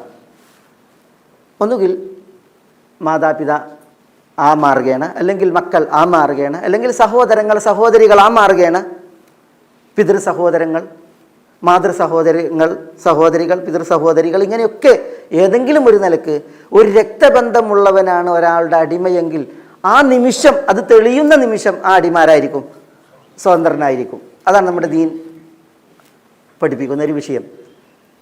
അതും അടിമകൾ സ്വതന്ത്രരാകാനുള്ള ഒരു കാരണമായിട്ടാണ് നമ്മളുടെ ദീന് പഠിപ്പിക്കുന്നത്. ഇതേപോലെ മറ്റൊരു വിഷയമാണ് എന്താ എഴുതിയത്, ഒരാൾ ഒരടിമയിൽ തൻ്റെ വിഹിതം വിറ്റാൽ അല്ലെങ്കിൽ തൻ്റെ ഓഹരി വിറ്റാൽ അവൻ മുഴുവനും സ്വതന്ത്രമായി. നബി സല്ലല്ലാഹു അലൈഹി വസല്ലം തങ്ങൾ പറഞ്ഞു, ഒരടിമയിൽ പല പങ്കാളികളുണ്ടെന്ന് നോക്കുക, കുറേ ആളുകൾ കൂടിയിട്ടാണ് ഒരടിമയെ വാങ്ങിയതെന്ന് നോക്കുക, അല്ലെങ്കിൽ ഒരടിമയെ ഉടമപ്പെടുത്തിയതെന്ന് നോക്കുക. എങ്കിൽ ഒരു ഉടമ തൻ്റെ വിഹിതം സ്വതന്ത്രമാക്കിയാൽ, ഒരാൾ പറയാണ് ഞാൻ എൻ്റെ വിഹിതം ഇയാൾക്ക് സ്വാതന്ത്ര്യം നൽകിയിരിക്കുന്നു എന്ന് പറഞ്ഞാൽ നബി സല്ലല്ലാഹു അലൈഹി വസല്ലം തങ്ങൾ പറയുന്നത് അതോടുകൂടി അടിമ പൂർണ്ണമായും സ്വതന്ത്രനാണ്. ഒരാൾ സ്വതന്ത്രമാക്കിയിട്ടുണ്ടെങ്കിൽ, തൻ്റെ വിഹിതം സ്വതന്ത്രമാക്കിയാൽ ബാക്കിയുള്ളതെല്ലാം സ്വതന്ത്രമായി എന്നുള്ളതാണ് നബി സല്ലല്ലാഹു അലൈഹി വസല്ലം തങ്ങൾ പറഞ്ഞത്. അതാണ് ഇവിടെ അത്തബഈദ്, ഭാഗികമായ മോചനത്താൽ സ്വാതന്ത്ര്യം നേടുക എന്നുള്ളത്. അത് വിശുദ്ധ മദീനയിൽ ഒരു സംഭവം തന്നെ നടന്നു. അതെന്താ, ഒരു വ്യക്തി അടിമയിൽ തൻ്റെ വിഹിതം, കാരണം ഈ അടിമകൾ ഇവിടെ ഉണ്ടല്ലോ, നബി സല്ലല്ലാഹു അലൈഹി വസല്ലം തങ്ങൾ ഇവിടെ വരുന്ന നാളിലെ അടിമകൾ നമ്മൾ പറഞ്ഞില്ലേ അടിമകളുടെ സമുദ്രമാണ്. അപ്പോൾ ആ വിഷയമാണ് കൈകാര്യം ചെയ്യുന്നത്. അപ്പോൾ ഒരു അടിമയിൽ കുറേ ഉടമകളുണ്ട്. ഒരു ഉടമ തൻ്റെ വിഹിതം ഞാൻ മോചിപ്പിച്ചു എന്ന് പ്രഖ്യാപിക്കുകയാണ്. അത് നബി സല്ലല്ലാഹു അലൈഹി വസല്ലം തങ്ങളിൽ അവതരിപ്പിക്കപ്പെട്ടു. അപ്പോൾ റസൂലുള്ളാഹി സ്വല്ലല്ലാഹു അലൈഹി വസല്ലം തങ്ങൾ പറയുന്നു ഹുവ ഹുർറുൻ കുല്ലുഹു, എങ്കിൽ ആ അടിമ പൂർണ്ണമായും മോചിതനായി. ലൈസ ലില്ലാഹി തആല തബാറക വ തആല ശരീകുൻ, അള്ളാഹുവിന് യാതൊരു പങ്കാളികളുമില്ല എന്ന് നബി സല്ലല്ലാഹു അലൈഹി വസല്ലം തങ്ങൾ അനുബന്ധം പറഞ്ഞു. വജഅല ഖലാസഹു അലൈഹി ഫീ മാലിഹി എന്നാണ്, തൻ്റെ വിഹിതം മോചിപ്പിച്ചവരുടെ സ്വത്തിൽ ഈ അടിമക്കുള്ള മോചനദ്രവ്യത്തെ നിശ്ചയിച്ചു എന്ന് പറഞ്ഞെങ്കിൽ മറ്റു ആളുകളുണ്ടല്ലോ അവർക്ക് ഈ മോചിപ്പിച്ച ആൾ മോചനദ്രവ്യം നൽകിയിട്ട് ഇയാളെന്ത് ചെയ്യുക, ബാധ്യതാമുക്തനാക്കാൻ വേണ്ടിയിട്ട് നബി സല്ലല്ലാഹു അലൈഹി വസല്ലം തങ്ങൾ പറഞ്ഞു എന്നുള്ളതാണ്. അതാണ് ഈ തബ്ഈദിൻ്റെ മസല. അതിൽ കുറേ സംഭവങ്ങളുണ്ട്. ഞാനത് ചിലതൊക്കെ ഇവിടെ ഹദീസുകൾ എഴുതിയിട്ട് നമ്മളുടെ സമയം അതിക്രമിക്കുന്നതുകൊണ്ട് ഞാനത് മുഴുവൻ വായിക്കണില്ല. ഇത് ആ വിഷയത്തിൽ ഒരു ഹദീസാണ്. മൻ ആതക ശിർകൻ ലഹു ഫി അബ്ദിൻ എന്ന് പറഞ്ഞിട്ട് മോചിതനാകുന്ന വിഷയം നബി സല്ലല്ലാഹു അലൈഹി വസല്ലം തങ്ങൾ പറയാണ്. ഇത് അതിൽ മറ്റൊരു ഹദീസാണ് നബി സല്ലല്ലാഹു അലൈഹി വസല്ലം തങ്ങൾ പറഞ്ഞത്. ഒരടിമയുടെ വിഷയത്തിൽ കുറേ പങ്കാളികളുണ്ട് എങ്കിൽ ഒരു പങ്കാളി തൻ്റെ വിഹിതം മോചിപ്പിച്ചാൽ ആ അടിമ പൂർണ്ണമായി സ്വതന്ത്രനാണ്. ആ സ്വാതന്ത്ര്യം എങ്ങനെ നേടും, അത് നബി സല്ലല്ലാഹു അലൈഹി വസല്ലം തങ്ങൾ വിശദീകരിച്ച ഹദീസാണ് ഈ വിഷയത്തിൽ നമ്മളിവിടെ വായിക്കുന്നത്. ഇനി അടുത്ത ഒരു വിഷയം ദേഹോപദ്രവങ്ങളുടെ വിഷയമാണ്. അടിമകളുടെ നേരെയുള്ള ദേഹോപദ്രവങ്ങൾ. നമ്മൾ ചിത്രവധത്തെക്കുറിച്ച് പറഞ്ഞ് വികൃതമാക്കുന്നതിനെക്കുറിച്ച് പറഞ്ഞു. ആ വികൃതമാക്കലുണ്ടായിട്ടുണ്ടെങ്കിൽ മോചിതനാണ്, പിന്നെ ആ ഉടമക്ക് അടിമയുമായി യാതൊരു ബന്ധമില്ല, അതെ, ആ രീതിയിൽ മോചിതമാണ്. പക്ഷേ ഇവിടെ ഈ ദേഹോപദ്രവങ്ങൾ അതിൽ നിന്ന് വ്യത്യസ്തമാണ്. ഇവിടെ നോക്കൂ നിങ്ങൾ, എന്താ നബി സല്ലല്ലാഹു അലൈഹി വസല്ലം തങ്ങൾ പറഞ്ഞത്? ആ മലയാളം ഒന്ന് വായിച്ചേ. ചെയ്തിട്ടില്ലാത്തൊരു കുറ്റത്തിന് വല്ലവനും തൻ്റെ അടിമയെ അടിച്ചാൽ അല്ലെങ്കിൽ അവൻ്റെ മുഖത്തടിച്ചാൽ അവനെ മോചിപ്പിക്കുക എന്നതാണ് അതിനുള്ള പ്രായശ്ചിത്തം. മൻ ദറബ ഗുലാമൻ ലഹു ഹദ്ദൻ ലം യഅതിഹി ഔ ലതമഹു ഫഇന്ന കഫാറതഹു അൻ യുഅതിഖഹു. ഇത് അബ്ദുല്ലാഹി ഇബ്നു ഉമർ റളിയല്ലാഹു അൻഹു ആണ് പറയുന്നത്. പറയാൻ കാരണം എന്താണെന്ന് വെച്ചാൽ അബ്ദുല്ലാഹി ഇബ്നു ഉമറിൻ്റെ അടുക്കൽ ഒരു അടിമ ഉണ്ടായിരുന്നു. ആ അടിമൻ്റെ പുറത്തൊരടയാളം കണ്ടു. ഒരിക്കൽ ഇബ്നു ഉമർ പുറത്തൊരടയാളം കണ്ട്, ഒരു പാട്. അപ്പോൾ ഇബ്നു ഉമർ ചോദിക്കുകയാണ് അടയാളോട്, ഞാൻ നിന്നെ വേദനിപ്പിച്ചതാണോ ഈ അടയാളം എന്ന് ചോദിക്കുകയാണ്. അപ്പോൾ അയാൾ പറഞ്ഞു അല്ല, അതിൻ്റെ പുറത്തുള്ളൊരു അടയാളം നിങ്ങൾ അടിച്ചതോ ദ്രോഹിച്ചതോ അല്ല എന്ന് പറയാണ്. പക്ഷേ ഇബ്നു ഉമർ പറയാണ് ഫാൻ താത്തേക്കുൻ, എന്നാലും നിങ്ങൾ സ്വതന്ത്രനാണ്, പോകാൻ പറയാണ്. അയാളെ ഇബ്നു ഉമർ മോചിപ്പിക്കുകയാണ്. എന്നിട്ട് പിന്നെ ഇബ്നു ഉമർ റളിയല്ലാഹു തആല അൻഹു അനുസ്മരിച്ച ഹദീസാണ് നമ്മളിവിടെ ഈ വായിച്ചത്. അപ്പോൾ ഒരു അടിമയെ ഉപദ്രവിച്ചാൽ ആ അടിമ മോചിതനാണ് എന്ന് നബി സല്ലല്ലാഹു അലൈഹി വസല്ലം തങ്ങൾ ഇവിടെ പ്രഖ്യാപിച്ചതാണ് നമ്മൾ വായിക്കുന്നത്. ഒരിക്കൽ വിശുദ്ധ മദീനയിൽ നടന്നൊരു സംഭവമാണ്. അബൂ മസ്ഊദിനിൽ അൻസാരി റളിയല്ലാഹു അൻഹു അദ്ദേഹം തൻ്റെ കയ്യിലുള്ള ചമ്മട്ടി കൊണ്ട് അടിമയെ അടിച്ചു, തൻ്റെ അടിമയെ അടിച്ചു. അപ്പോൾ അടിമനെ അടിച്ചപ്പോൾ പിന്നിൽ നിന്നൊരു ശബ്ദം കേൾക്കുകയാണ്. എന്താ ശബ്ദം? ഇഅ്ലം അബാ മസ്ഊദ്, അബൂ മസ്ഊദേ അറിഞ്ഞോ, മനസ്സിലാക്കിക്കോ. ഒരു ഭീഷണിയുടെ ശബ്ദമാണ് ബേക്കെന്ന് കേൾക്കുന്നത്, അടിമനെ അടിക്കുമ്പോൾ ബേക്കെന്ന്. അപ്പോൾ അബൂ മസ്ഊദ് പറയാണ് ഇഅ്ലം അബാ മസ്ഊദ്, അബൂ മസ്ഊദേ അറിഞ്ഞോ എന്ന് പറയുന്നത് ദേഷ്യത്തിലാണ്. ദേഷ്യം കാരണത്താൽ ആരെ ശബ്ദമാണ് എന്നുള്ളത് എനിക്ക് തിരിച്ചറിയാൻ പറ്റിയില്ല എന്നാണ്. അപ്പോൾ ദേഷ്യത്തിലാണ് പറയുന്നത് അബൂ മസ്ഊദേ നീ ഓർത്തോ അറിഞ്ഞോ എന്നുള്ളത്. അദ്ദേഹം തിരിഞ്ഞു നോക്കുമ്പോൾ റസൂലുള്ളാഹി സ്വല്ലല്ലാഹു അലൈഹി വസല്ലം തങ്ങളാണ്. അദ്ദേഹം പറയാണ് പിന്നെ ഫലമ്മ ദനാമിന്നി ഇദാ ഹുവ റസൂലുള്ളാഹി സ്വല്ലല്ലാഹു അലൈഹി വസല്ലം വഹിദാ ഹുവ യഖൂൽ ഇഅ്ലം അബാ മസ്ഊദ് ഇഅ്ലം അബാ മസ്ഊദ്. അടിമനെ തച്ചപ്പോൾ നബി സ്വല്ലല്ലാഹു അലൈഹി വസല്ലം തങ്ങൾ അടുത്ത് വന്നിട്ട് പറയാണ് അബൂ മസ്ഊദേ ഓർത്തോ, അബൂ മസ്ഊദേ ഓർത്തോ. അപ്പോൾ അദ്ദേഹം പറയാണ് ഫസഖത്ത സൗതു മിയദി മിൻ ഹൈബത്തിഹി. നബി സ്വല്ലല്ലാഹു അലൈഹി വസല്ലം തങ്ങളുടെ ആ ഭീഷണിയിലുള്ള സംസാരം ഉണ്ടല്ലോ, അതിൻ്റെ ആ ഗൗരവത്തിൽ വടീൻ്റെ കയ്യിൽ നിന്ന് വീണുപോയി എന്ന്, വടിയാണ്ട് വീണുപോയി എന്നാണ്. അപ്പോൾ റസൂലുള്ളാഹി സ്വല്ലല്ലാഹു അലൈഹി വസല്ലം തങ്ങൾ പറഞ്ഞാണ് അബൂ മസ്ഊദിനോട് ഇഅ്ലം അബാ മസ്ഊദ് അന്നല്ലാഹ അഖ്ദറു അലൈക മിൻക അലാ ഹാദൽ ഗുലാം.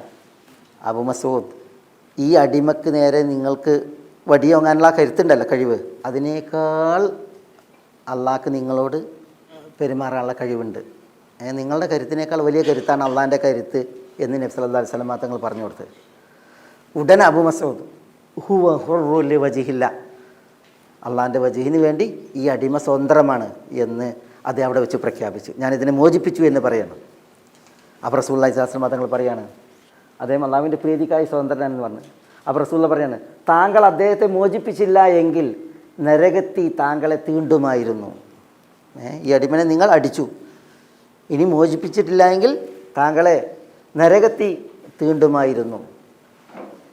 അബൂ മസ്ഊദ് പറയണത്, അതോടെ ഒരിക്കലും അടിമകളെ തല്ലുകയില്ലെന്ന് ഞാൻ സത്യം ചെയ്തു എന്നാണ്. ഇനി ഒരിക്കലും ഞാൻ അടിമകളെ തല്ലൂല്ല എന്ന് അബൂ മസ്ഊദ് റളിയല്ലാഹു തആല അൻഹു ആണയിട്ട് സത്യം ചെയ്ത് പ്രഖ്യാപിച്ചു എന്നാണ് അദ്ദേഹം അവിടെ പറയുന്നത്. അപ്പോൾ നോക്കൂ നിങ്ങൾ, ഒരടിമയെ ചമ്മട്ടി കൊണ്ട് തച്ചപ്പോൾ റസൂലുള്ളാഹി സ്വല്ലല്ലാഹു അലൈഹി വസല്ലം തങ്ങൾ കണ്ടപ്പോൾ ആ വിഷയം നബി സ്വല്ലല്ലാഹു അലൈഹി വസല്ലം തങ്ങൾ കൈകാര്യം ചെയ്തത്, അടിമയെ സ്വതന്ത്രമാക്കിച്ചത്, സ്വാതന്ത്ര്യം നൽകിയില്ല എങ്കിൽ നരകത്തി താങ്കളെ തൊടുമെന്ന് നബി സല്ലല്ലാഹു അലൈഹി വസല്ലം തങ്ങൾ ഭീഷണി മുഴക്കിയത് നമ്മളിവിടെ വായിക്കുകയാണ്. അതായത് ഈ വിഷയത്തിൽ അതിൻ്റെ ഒരു ഉദാഹരണമാണ് അല്ലേ. ഒരു കുട്ടി ഒരു അടിമ പെണ്ണിനെ തച്ചൊരു കഥ ഉണ്ട്. ഒരു ചെറിയ കുട്ടി, വീട്ടിലെ ഏറ്റവും ചെറിയത്, ആ വിഷയത്തിലാണിത്. പിന്നെ മദീനയിൽ ഒരു ചെറിയ കുട്ടി ഒരു സ്ത്രീയെ അടിച്ചു എന്നാണ്. നബി സല്ലല്ലാഹു അലൈഹി വസല്ലം തങ്ങൾ ഈ വിവരം അറിഞ്ഞപ്പോൾ ആത്തിക്കൂഹ, അതിനെ മോചിപ്പിക്കാൻ പറഞ്ഞു, അടിമ സ്ത്രീയെ മോചിപ്പിക്കാൻ പറഞ്ഞു. അപ്പോൾ വീട്ടുകാർ പറയാൻ, കുട്ടിയല്ലേ അടിച്ചത്, വലിയവരാണെങ്കിൽ ഓക്കെ, കുട്ടിയല്ലേ, ഞങ്ങൾക്ക് ഈ ഒരു വേലക്കാരി അല്ലാതെ വീട്ടിലില്ല എന്ന് നബി സല്ലല്ലാഹു അലൈഹി വസല്ലം തങ്ങളോട് പറഞ്ഞപ്പോൾ റസൂലുള്ളാഹി സ്വല്ലല്ലാഹു അലൈഹി വസല്ലം തങ്ങൾ പറഞ്ഞാണ്, നിങ്ങൾക്ക് മറ്റൊരാളെ അവരെ മോചിപ്പിക്കുക, മറ്റൊരാളെ ലഭിക്കുന്നത് വരെ നിങ്ങൾക്ക് അവരെ സേവനം ചെയ്യട്ടെ, മറ്റൊരാളെ ലഭിച്ചാൽ നിങ്ങളവരെ മോചിപ്പിക്കണം എന്ന് നബി സല്ലല്ലാഹു അലൈഹി വസല്ലം തങ്ങൾ അവരോട് പറയേണ്ടതാണ്. ഇതൊരു ചരിത്രത്തെ തുടർന്ന് നബി സല്ലല്ലാഹു അലൈഹി വസല്ലം തങ്ങളുടെ കാലത്താണ് ഒരു സംഭവം. ഈ മുആവിയ ഇബ്നു സുവൈദ് ഇബ്നു മുഖർറിൻ പറഞ്ഞ ഒരു വിഷയമാണിത്. ഏതായാലും ഈ ഒരു പോയിന്റ് നമ്മളിവിടെ പറഞ്ഞ് നിർത്തുകയാണ്. നമുക്കുള്ളത് ഇതിൻ്റെ തുടർച്ചയിൽ അടിമകൾക്ക് പുറത്തു പോകാനുള്ള വഴികളുടെ 11-12 പോയിന്റുകളാണ്. അതിനുശേഷം നമുക്ക് ചില മസാലകളാണ് തുടർന്ന് പഠിക്കാനുള്ളത്. അടിമകളുടെ അവകാശങ്ങൾ ഇസ്ലാമിൽ. ഇവിടെ വിഷയം ഉണ്ടല്ലോ, ഞാൻ പറഞ്ഞതെന്താ വെച്ചാൽ, ഒരു അടിമക്ക് നേരെ ഒരന്യായം, അതൊരു അടിയാണെങ്കിൽ പോലും അടിമക്ക് സ്വാതന്ത്ര്യം നേടി പുറത്തു പോകാനുള്ള നിയമമാക്കി നിശ്ചയിച്ചു ദീനുൽ ഇസ്ലാം എന്നുള്ളതാണ്. അപ്പോൾ വരാനുള്ള വഴികളെ അടിച്ച് പോകാനുള്ള വഴികളെ തരപ്പെടുത്തിയപ്പോൾ ആ തരപ്പെട്ട വഴികളിൽ അതേതൊക്കെ, അതിൻ്റെ ചരിത്രങ്ങൾ, അതാണ് നമ്മളിവിടെ മനസ്സിലാക്കുന്നത്. ഇൻഷാ അല്ലാഹ് അതിൽ നമുക്ക് 2 വഴികൾ ഇനി തുടർന്ന് പഠിക്കാനുണ്ട്. തുടർന്ന് ബാക്കിയുള്ള അടിമകളുടെ അവകാശങ്ങളുമായി ബന്ധപ്പെട്ടും ചില മസാലകളും ഇൻഷാ അല്ലാഹ് നമുക്ക് ജുമുഅക്ക് ശേഷം ബിഇദ്നില്ലാഹ്. അസ്സലാമു അലൈക്കും വറഹ്മത്തുള്ളാഹി. ഗൈഡൻസ് TV ഇസ്ലാമിക് ദഅവ യൂട്യൂബ് ചാനൽ സോഷ്യൽ മീഡിയ നമുക്കെല്ലാവർക്കും പ്രിയപ്പെട്ടതായി മാറുമ്പോൾ മതധാർമ്മിക വൈജ്ഞാനിക പഠനത്തിന് സാമൂഹ്യ മാധ്യമ ശൃംഖലകളിൽ തുടക്കം കുറിക്കുന്ന മലയാള ഭാഷയിലെ ആഗോള വൈജ്ഞാനിക സംരംഭം guidance TV YouTube channel. Guidance TV, light four life.